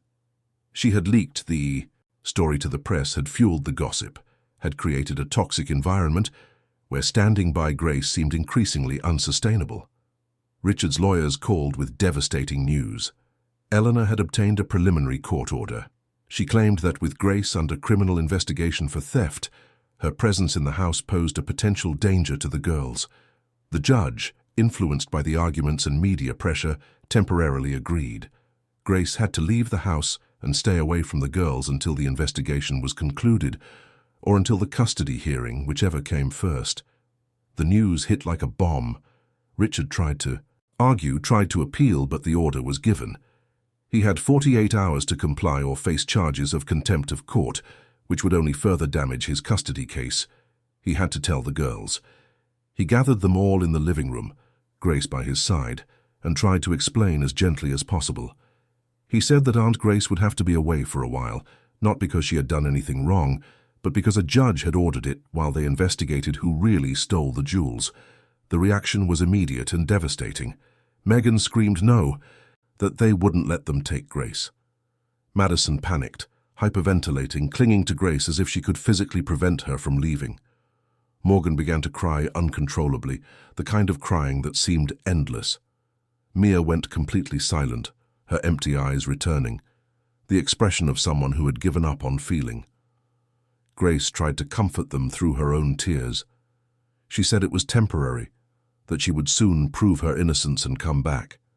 She said they had to be strong, had to keep behaving well, doing well in school, taking care of each other. She said she would pray for them every day, that even far away her love would not diminish one bit. But the girls couldn't hear. To them, this was the end. They were losing Grace just as they had lost their mother. Another person they loved being torn from their lives without them being able to do anything to stop it. Richard tried to maintain his composure, but inside he was shattered. Seeing his daughters suffer like that, seeing Grace humiliated and forced to leave, knowing that Eleanor was winning, it was all unbearable. Grace packed her few belongings that night into the same worn-out suitcase she had arrived with. The girls stood at her bedroom door, watching in silence, shock still paralyzing them. When she finished, each one hugged her tightly, as if trying to commit the feeling of that hug to memory. Richard offered Grace money, a generous amount to help her while she was away.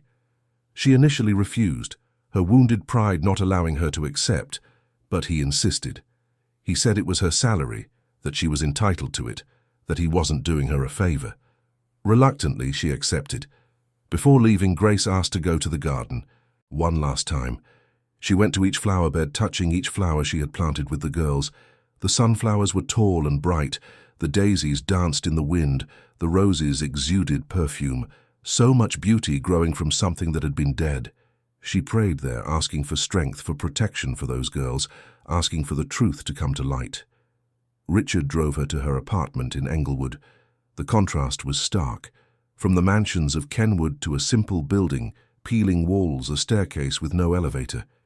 He carried her suitcase up to the two-room apartment on the third floor. He wanted to say so many things, but the words wouldn't come. Grace thanked him for the ride, her voice formal, creating distance.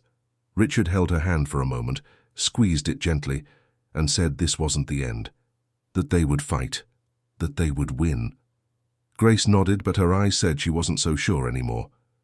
When Richard returned home, he found chaos. The girls had locked themselves in their room and refused to come out.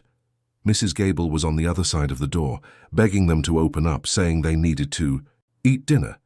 Richard went up and knocked gently, identifying himself. Megan opened the door, her face swollen from crying. The room was destroyed, not in the sense of a childish tantrum, but of genuine despair. Torn drawings, thrown toys, pulled bedding. The four girls were in various states of emotional collapse. Richard entered and sat on the floor in the middle of the destruction. He didn't try to comfort them with empty words or promises he didn't know if he could keep. He just opened his arms and waited. One by one they came, they huddled around him crying, and he cried too. They stayed like that for hours, until there were no more tears, only exhaustion. Richard put them in their beds, one by one, without worrying about baths or changing clothes or brushing teeth. That night, just surviving emotionally was enough. The following days were a nightmare. Richard hired a new nanny through an agency, a middle-aged woman with all the credentials Eleanor could demand, a degree in education, certifications, impeccable references, but the girls hated her the moment they saw her. It wasn't the woman's fault. She was competent and kind, but she wasn't Grace. She didn't know that Megan liked her back scratched before bed. She didn't know that Madison was afraid of thunderstorms and needed a specific blanket during storms. She didn't understand that Morgan drew when she was anxious and needed space, not interference. She didn't realize that Mia talked more during meals if you asked open-ended questions, not yes or no questions. The girls refused to cooperate. They didn't do their homework. They didn't eat properly. They didn't interact with the new nanny. Megan was openly hostile. Madison pretended the woman didn't exist. Morgan answered in monosyllables. Mia returned to complete silence, like in the first days after losing her mother. Their school performance plummeted. There were more incidents of aggressive behavior. A teacher called, concerned, saying the girls seemed to have regressed years in a matter of days. The progress Grace had achieved was rapidly unraveling. Richard tried to be present as much as possible, but the company was in crisis due to the negative publicity. Emergency meetings, clients cancelling contracts, the need for damage control. He found himself torn between his family and his work in ways he hadn't experienced in months. At night, when he came home, he found the girls depressed. They asked about Grace every day. When would she come back? Was she okay? Could they visit her? Richard had to say no, that the court order forbade contact. He saw the despair grow in their eyes each day. He called Grace in secret, late at night, just to check if she was okay. She said she was, but he heard the lie in her voice. She was working in smaller homes again, earning a fraction of what she earned with him, dealing with the humiliation of being known as the nanny accused of theft. People looked at her with suspicion. Some treated her as a presumed criminal. But the worst part was the distance from the girls. She woke up every morning and the first thing she thought of was them. Were they eating well? Were they going to school? Was someone drying Madison's tears? Was someone reminding Megan to take deep breaths when she got irritated? Was someone noticing when Mia withdrew too much? Was someone praising Morgan's drawings? Grace created a small altar in the corner of her apartment. She placed photos of the girls she had taken with a disposable camera, her mother's rosary, and a candle that was always lit. She prayed for hours every day, asking God to protect those children, to reveal the truth, to allow her to return to them. Meanwhile, Richard and his investigators worked tirelessly. They reviewed all the security footage again, looking for any evidence. They interviewed all the household staff, looking for witnesses. They investigated Eleanor's finances, looking for suspicious payments. It was one of the younger investigators who had the idea to check the security cameras on the streets near the mansion. Eleanor had visited the house that day and left before the commotion with the jewels. But what if she had come back later? What if she had entered without being seen? It took days of analyzing recordings from different cameras, public and private, piecing together a timeline, and then they found it. A security camera from a neighboring house had captured a car parked on the side street of the mansion the night before the jewels were discovered. The angle was poor, but you could see someone getting out of the car and entering the property from the back. They enlarged the image as much as they could. They couldn't see the face, but they could clearly see the car. They checked the license plate. It was registered to a private security company, the same company Eleanor had hired to investigate Grace. It was a connection. Not definitive proof yet, but a real connection. Richard felt hope for the first time in days. They were getting close. The truth was emerging, slowly, but emerging. He shared the findings with his lawyers. They said it was promising, but they needed more.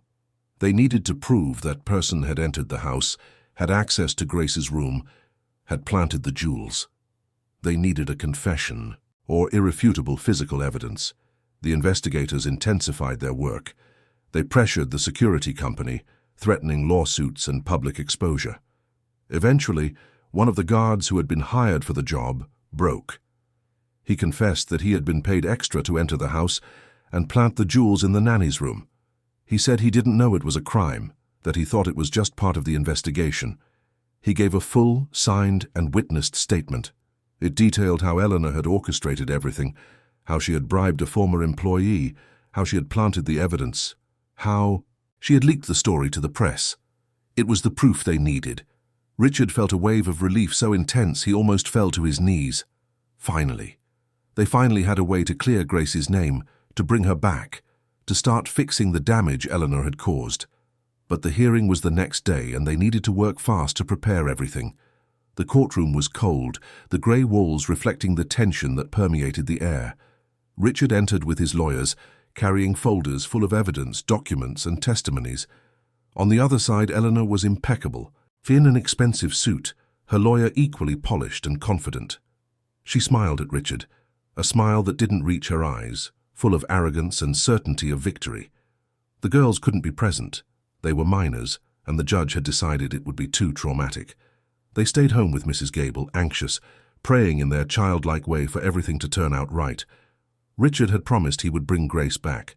They clung to that promise like a lifeline in a stormy sea. The judge entered, a middle-aged woman with a stern expression and eyes that seemed to see through people.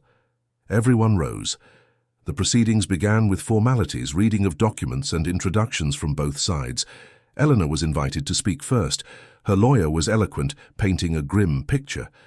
Richard was an absent father, always at work, who had completely delegated his daughter's upbringing to an unqualified housekeeper.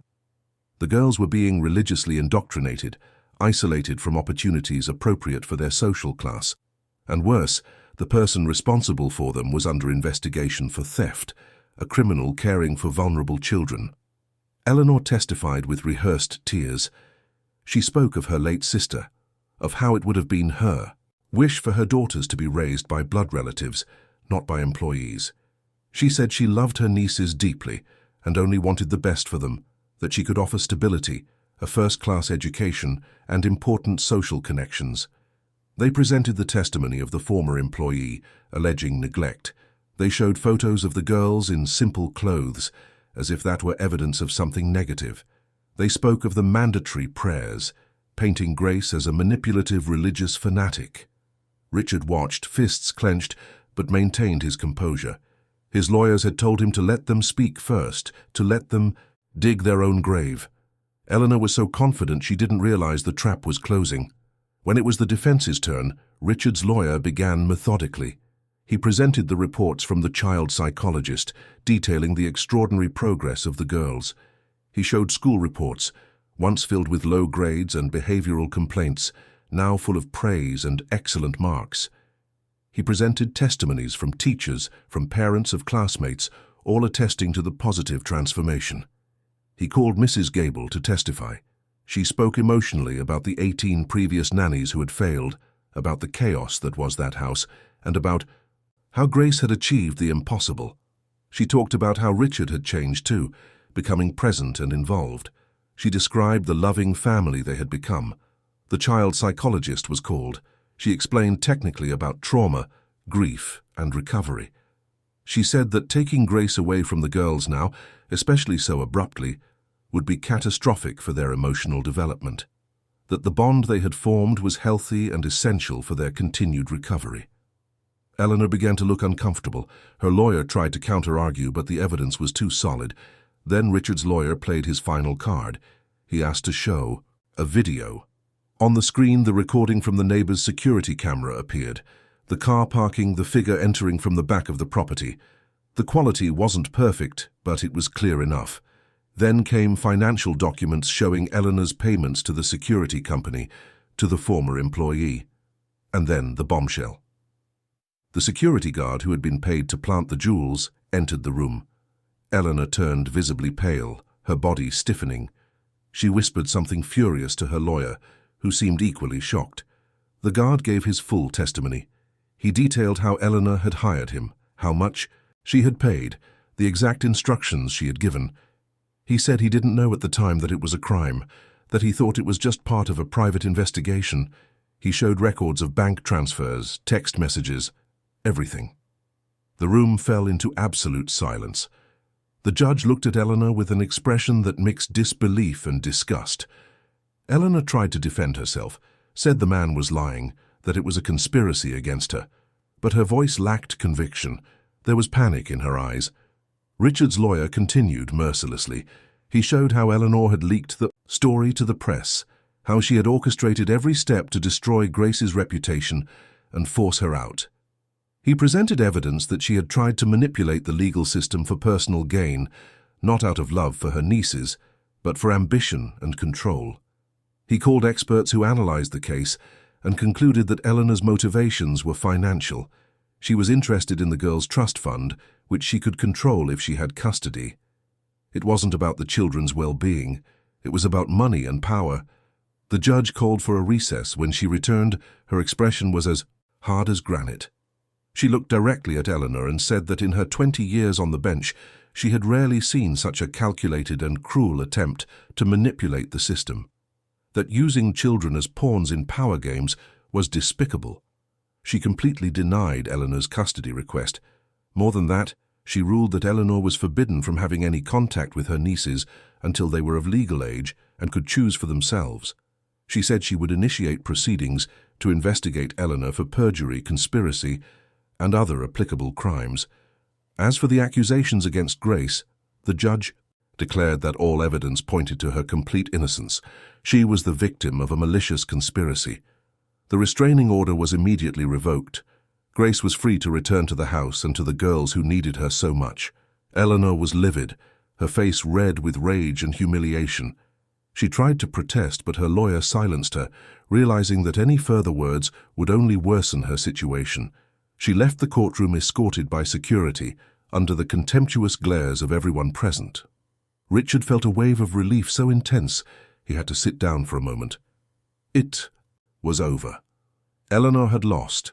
Grace was free. The girls were safe. He thanked his lawyers, the judge, everyone who had helped.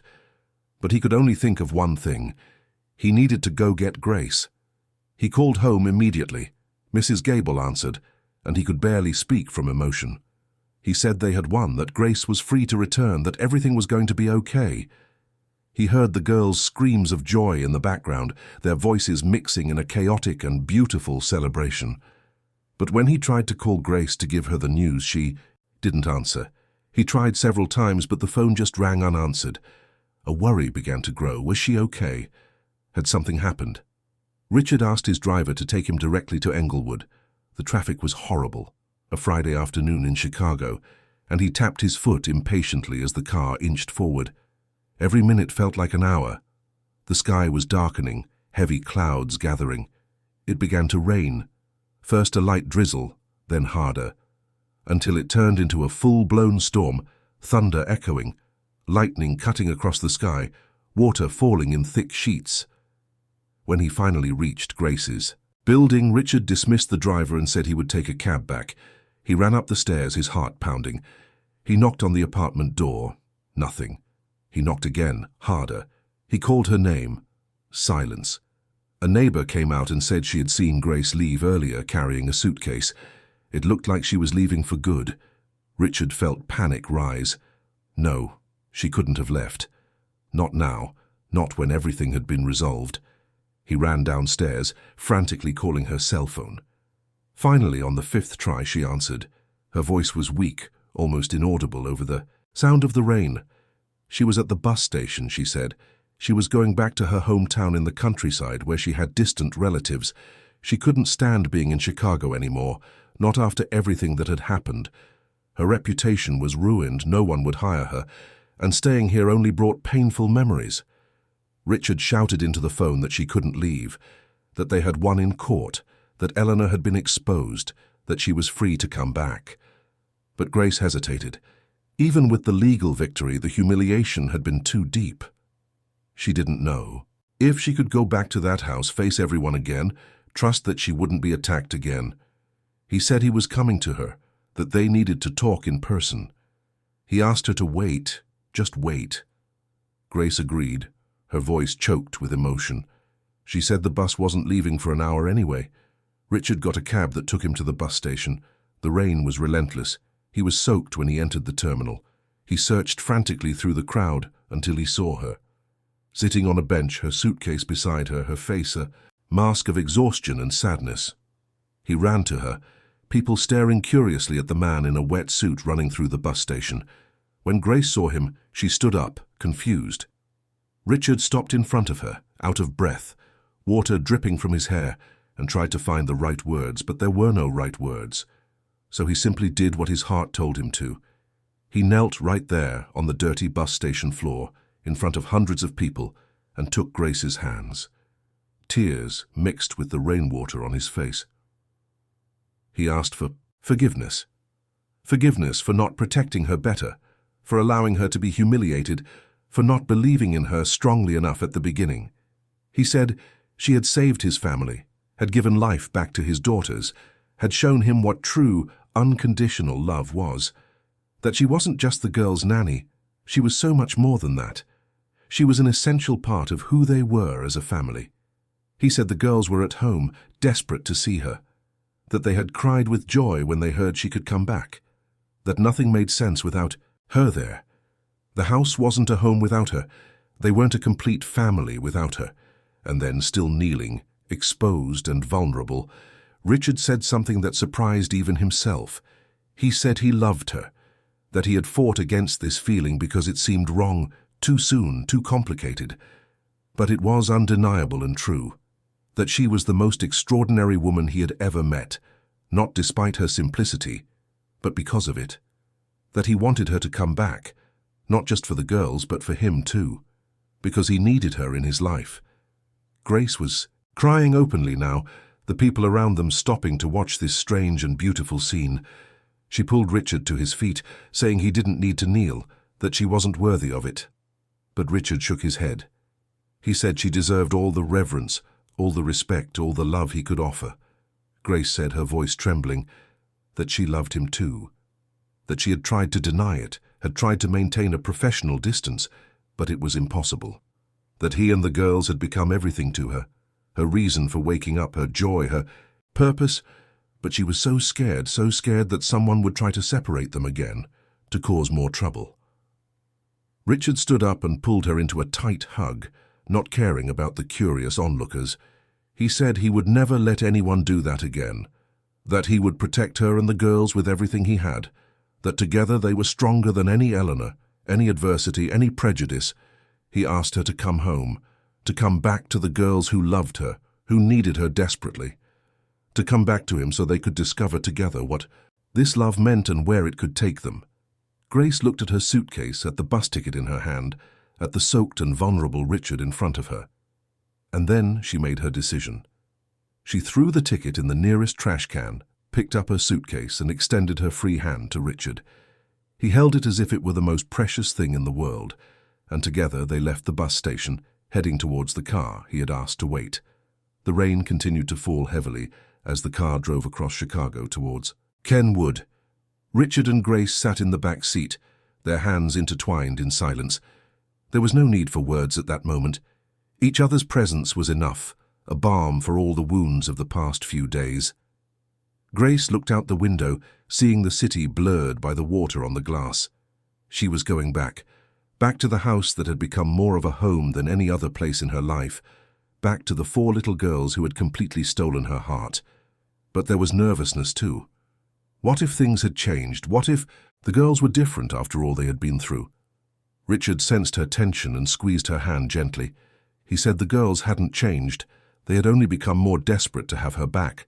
That Megan had stopped eating properly, that Madison was having nightmares again, that Morgan had returned to her fits of anger, that Mia had regressed into almost complete silence, that they all needed her urgently. When they finally arrived at the mansion, it was past 8 in the evening. The rain had subsided to a persistent drizzle. Richard got out of the car and opened the door for Grace, taking her suitcase. She stood on the sidewalk for a moment, looking at the imposing house. The lights were all on, looking welcoming against the dark sky. Before they could climb the front steps, the door flew open violently. The 4 girls appeared, still in their dirty school uniforms from the day, their hair disheveled, their faces stained with old and new tears. Mrs. Gable must have called to let them know they were coming. For a second, everyone was paralyzed. The girls looked at Grace as if they couldn't believe it was real, afraid it was a dream that would end if they moved. Grace looked at them, her heart exploding with love and longing. Then Mia screamed, a sharp cry of pure joy, and she ran. The other 3 ran after her. They scrambled down the steps, not caring about the rain, their bare feet slapping against the wet pavement. Grace dropped everything and opened her arms, kneeling to receive them at their level. The impact of 4 small bodies hitting her almost knocked her over, but she held firm. The girls hugged her with desperate force, crying, all talking at once, their bodies trembling with sobs. Grace wrapped her arms around them, trying to hug them all at once, crying just as hard as they were. Megan kept repeating that she knew she would come back, that she had prayed every day, that she never doubted. Madison clung to Grace's neck as if afraid she would disappear again. Morgan kissed Grace's face compulsively, saying she loved her, that she had missed her so much. Mia, who had returned to silence, now spoke non-stop, telling her everything that had happened, all the things she had saved up to tell her when she returned. Richard watched the scene, tears streaming freely down his face. Mrs. Gable stood in the doorway, also crying, using her apron to dry her eyes. This was a sacred moment, a reunion that went beyond the physical. It was a reconnection of souls that belonged together. Finally, after long minutes, Grace managed to stand, though the girls still refused to let her go completely. Each held a piece of her, a hand, a part of her dress, as if physical contact was necessary to confirm this was real. They entered the house together, an intertwined mass of bodies and emotions. Mrs. Gable had prepared the girls' favorite dinner, but it was cold now. No one cared. Grace warmed up the food while the girls followed her around the kitchen, telling jumbled stories about the days they had spent apart. They talked about how they hated the new nanny, about how nothing was right without Grace there, about how the garden was sad because no one was taking care of it properly, about how they had prayed just as she had taught them, asking for her to come back soon. During dinner, which turned into more of an emotional reunion than a meal, the girls couldn't stop touching Grace. a hand on her arm, another resting on her leg, as if they needed constant physical confirmation that she was really there. Megan asked a question that was on all their minds. Was Grace going to stay forever now? Or would she have to leave again? There was real fear in her voice, fear that this was temporary. Grace looked at Richard, who nodded encouragingly. She took the hands of the 4 girls one by one and made a solemn promise. She said she would never leave again, that nothing and no one would ever separate her from them again, that they were hers and she was theirs forever. The girls made Grace promise again and again, needing to hear the words repeatedly until they finally believed them. She promised each time with the same conviction, sealing each promise with a kiss on each of their foreheads. After dinner, even though it was late, no one wanted to go to sleep. They were afraid the morning would reveal it had all been a dream, so they all settled in the living room, the girls around Grace on the large sofa, Richard in a nearby armchair, and just talked. Grace told them about the days she had spent away, though she omitted the most painful parts. She talked about how she had prayed for them, how she thought of them every moment, how she had felt incomplete without being there. The girls listened with absolute attention, absorbing every word. Richard told them about the trial, about how they had proven that Aunt Eleanor had lied and conspired. The girls showed no surprise, only a grim satisfaction that the villain had been defeated. Megan said she always knew her aunt was evil, that she had seen it, in her eyes. It was Madison who asked the question that changed everything. She looked at her father, then at Grace, and asked if they liked each other. Not as boss and employee, but for real, like people who love each other. The silence that followed was charged. Richard and Grace exchanged glances, unsure how to respond. They had just confessed their feelings for each other a few hours ago. They hadn't discussed how or when to tell the girls, but Megan, always the most perceptive, answered for them. She said it was obvious they did, that anyone who saw how they looked at each other would know. Morgan agreed, saying she didn't mind, that she actually liked the idea. Mia said shyly that it would be nice if Grace stayed forever, not just as a nanny, but as a real part of the family. Madison was the most direct. She asked if her father was going to marry Grace, if she would officially become their mother, not the mother who replaced the one they had lost, but a new mother who had come when they needed her most. Richard's heart raced. It was too soon to talk about marriage. They had barely admitted their feelings. But he looked at Grace, saw the tears in her eyes, saw the love on her face, and knew that eventually, yes, that was exactly what he wanted. But he told the girls that these things take time, that he and Grace needed to get to know each other better in this new context, that they needed to be sure. But yes, they did like each other for real, and they would see where that feeling took them. The important thing was that they were a family, and Grace wasn't going anywhere. The girls, seemed satisfied with the answer. Megan said they fully supported it, that Grace was the best person they knew, and that their father was lucky she liked him back. The seriousness with which she said it, like an 8-year-old approving of an adult relationship, made everyone laugh. Eventually it was past 11 o'clock and the girls began to yawn despite fighting sleep. Grace said it was time for bed, that tomorrow was Saturday and they could spend the whole day together, but now they needed to rest. The girls agreed only on the condition that Grace put them to bed, sing to them, do everything as she used to. She happily agreed. They all went upstairs together, Richard following behind, watching this procession of love. In the bedroom, Grace helped each one change, brush their teeth, and fix their hair. Every simple task was performed with attention and care, and the girls savored every second. When they were finally all in their beds, Grace sat in the middle of the room, as she used to, and began to sing. It was the same lullaby she had sung since the first day.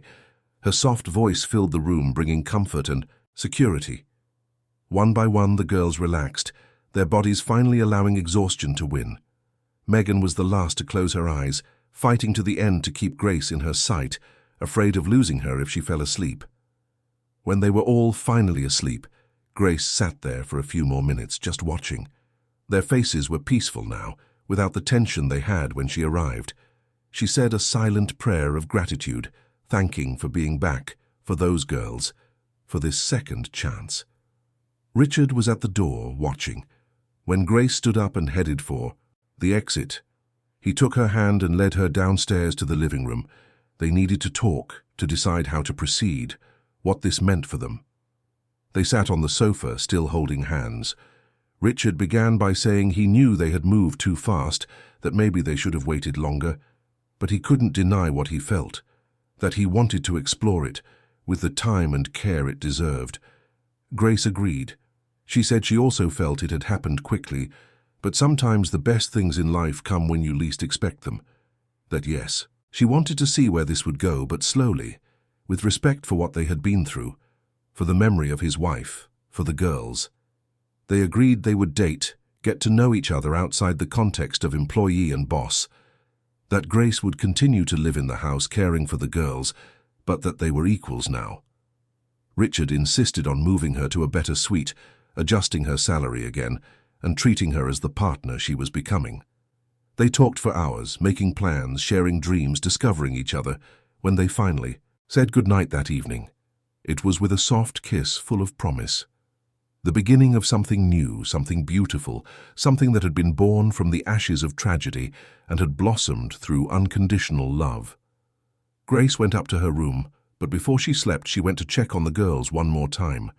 They were all sleeping soundly, finally at peace. She touched each of their faces gently, a silent blessing. Her family. Not by blood, but by choice, by love, by destiny. And that was stronger than any biological tie could ever be. The months that followed were a beautiful and gradual reconstruction. The house in Kenwood once again became a true home, full of laughter and love. The garden flourished even more, with the girls tending to it with renewed dedication. Each flower was a celebration of the life they had rebuilt together. Richard and Grace dated discreetly, respecting everyone's timing. Candle-lit dinners after the girls were asleep, long conversations about everything and nothing, mutual discoveries about tastes and dreams. He took her to the theater. She took him to church. He taught her about business. She taught him about faith. They grew together, learned together, and loved each other more deeply every day. The girls completely approved of the relationship. In fact, they encouraged it. Megan would make comments about when their father was going to make it official. Madison would draw wedding dresses and leave them scattered around the house. Morgan would ask if they could be bridesmaids. Mia just smiled, a smile that lit up her whole face. Richard's company recovered from the negative publicity. Clients returned, new contracts were signed. But he had learned his lesson. He never again allowed work to consume his entire life. He had fixed hours, clear priorities. Family came first. Eleanor faced legal consequences for her actions. She was convicted of conspiracy and perjury, receiving a sentence of community service and a hefty fine. More importantly, her reputation was destroyed. She lost friends, lost status, lost the respect she valued so much. It was a poetic downfall for someone who had tried to destroy others for ambition. The girls blossomed in unique ways. Megan kept her strong temperament, but learned to channel it positively, becoming a leader in her class, a defender of her peers, strong yet compassionate. Madison developed an impressive talent for art, her colorful canvases decorating every wall of the house. Morgan discovered a love for music, her piano melodies filling the afternoons. Mia, the quietest, revealed herself to be a natural writer, her stories full of emotional depth. A year after Grace's return, Richard took her for a weekend trip to a country inn. They told the girls it was a business trip, but they knew the truth. They made an excited countdown, betting on when their father would finally propose to Grace. But Richard wanted to wait a little longer. He wanted to be absolutely sure, wanted a full 2 years, to have passed since he lost his wife. It was important to him to respect that memory, that grief. Grace understood and agreed, her infinite patience extending to that as well. The months continued to pass. The girls turned 9, then 10. With every birthday, every celebration, every important moment, Grace was there. Not as an employee, not as a nanny, but as a mother. They began to call her that naturally, without forcing it. Mom Grace, to differentiate from the mother they had lost, but a mother nonetheless. Richard saw this and his heart swelled. This extraordinary woman had given everything for his family. She had faced humiliation, persecution, injustice, and remained steadfast. She had loved his daughters when they were impossible to love. She had believed in them when everyone else had given up. She had saved not only the girls, but him as well. 2 years after Grace's return, Richard decided it was time. He planned everything meticulously, including the girls in every detail. They were ecstatic, helping to choose the ring, decorating the garden, rehearsing what they would say. It was a Saturday in autumn, the air crisp but the sun bright. Richard told Grace they had a surprise in the garden, something the girls wanted to show her. She went without suspicion, wearing a simple blue dress, her hair loosely tied back. When she reached the garden, she was speechless. It had been transformed into something magical. Flowers everywhere, more than she remembered planting. Lights hung from the trees even though it was daytime, creating a soft glow. And in the center, the 4 girls stood, holding signs. Grace approached, her eyes already welling up before she even read them. Megan's sign said, "You saved us when we were lost." Madison's, "You taught us to love again." Morgan's, "You showed us family as who cares, not just blood." Mia's, "You are the best mum we could have." Then the 4 girls turned their signs over. On the other side, written in colorful letters and decorated with drawings, they all said the same thing. "Please marry our dad." Grace covered her mouth with her hands, tears streaming freely. Then she saw Richard approaching, kneeling on the grass in front of her, a small velvet box in his hand. It wasn't an expensive box from a fancy jeweler. It was something simple but meaningful.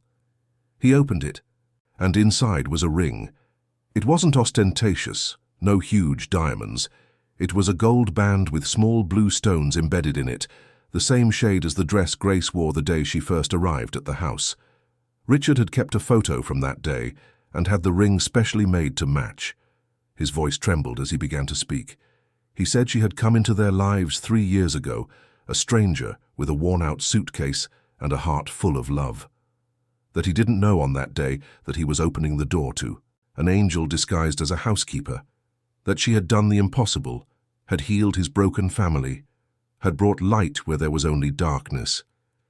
He said he loved her more than words could express, that he wanted to spend the rest of his life by her side, facing whatever came their way together, that he wanted to give her what she deserved, respect, dignity, unconditional love, that he wanted to make official what was already true in everyone's heart, that she was part of the family forever.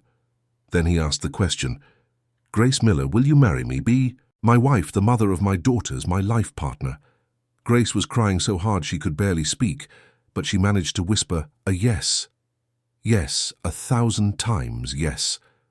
Richard slid the ring onto her finger, and then she pulled him into a kiss as the girls screamed and jumped for joy. They ran to hug them both, forming that familiar pile of people, laughter mixed with tears, pure and simple joy. Mrs. Gable appeared with champagne and juice. She had been in on the surprise. They toasted to love, to family, to the future. The wedding took place 3 months later, an intimate ceremony in the garden they had cultivated together. The 4 girls were bridesmaids, wearing pink dresses that Madison had helped choose. Megan read a poem she had written herself. Morgan played the piano during the ceremony. Mia held the rings, her face shining with happiness. When the officiant asked if anyone had any objections, the girls shouted in unison that, no, absolutely not. This wedding had to happen immediately. The congregation laughed. The traditional moment of tension transformed into joy. Grace wore a simple but elegant dress with flowers from the garden in her hair. Richard couldn't stop smiling, his heart so full it felt like it would burst. When they were finally declared husband and wife, the kiss was enthusiastically applauded by the girls. The years passed like turning pages. The girls grew up, each developing a unique personality, but all retaining the values Grace had taught them: compassion, faith, perseverance, unconditional love. Megan became a lawyer, fighting for justice for the underprivileged, inspired by the injustice Grace had faced. Madison became a renowned artist, her work speaking of family and love. Morgan chose music, playing in orchestras, bringing beauty to the world. Mia became a writer, her stories touching millions of hearts. They all graduated, went to college, started careers, but they always came back home, to that garden they had planted together, to the woman who had been their anchor when everything was falling apart. When they were 26, the four of them did something special. They pooled their money and filed a legal petition. They wanted to officially adopt Grace as their mother, even as adults. They wanted her to be legally recognized as such, not just in their hearts. The process was quick, with no objections, and on the day the adoption was finalized, the four of them presented Grace with a framed certificate. She was now officially the mother of Megan, Madison, Morgan, and Mia. Her surname had been added to theirs. They were a family, complete and legally recognized. Grace cried as she had on her wedding day. Richard, now with completely grey hair but still bright eyes, hugged his wife, his partner of so many years, his strength, his love. They grew old together gracefully. Richard eventually retired, spending time traveling with Grace, seeing the world she had never had a chance to see when she was young. They visited distant countries but always returned home, to that mansion in Kenwood that had witnessed so much pain and so much healing. The garden continued to flourish. The flowers they had planted years ago were now large shrubs, even trees. The sunflowers still followed the sun, a symbol of a family that had chosen to seek the light even in the darkest of times. And when grandchildren began to arrive, Grace welcomed them with the same unconditional love she had given their mothers. She told stories about how she had met the family, about the girls who were once impossible and had become extraordinary women. The grandchildren listened in wonder, learning about perseverance, about faith, about a love that never gives up. Richard would watch his wife with their grandchildren and marvel. This humble woman, who had arrived with just a suitcase and a heart full of hope, had built a legacy, not of material wealth, though she now lived comfortably, but a legacy of love, of transformation, a living testament that genuine kindness can change the world. End of story. Dear listeners, we hope the story of Richard, Grace, and the four girls has touched your hearts as it has touched ours. Stories like this remind us that true family is built with love, patience, and unwavering faith. That even in the darkest moments, there is always hope for a new beginning. If this narrative resonated with you, be sure to subscribe to our channel here by tapping the button that appears on your screen. Leave a like if the story moved you, and tell us in the comments which moment touched your heart the most. Every day, we bring you authentic stories that celebrate the strength of the human spirit, the transformative power of love, and the beauty of second chances. For more stories that will make you believe in human kindness, find our special playlist by clicking here on the side. Don't miss our upcoming posts. We're waiting for you in the comments to talk about this emotional journey. Until the next story, and may your life always be filled with love and hope like the family we've just met.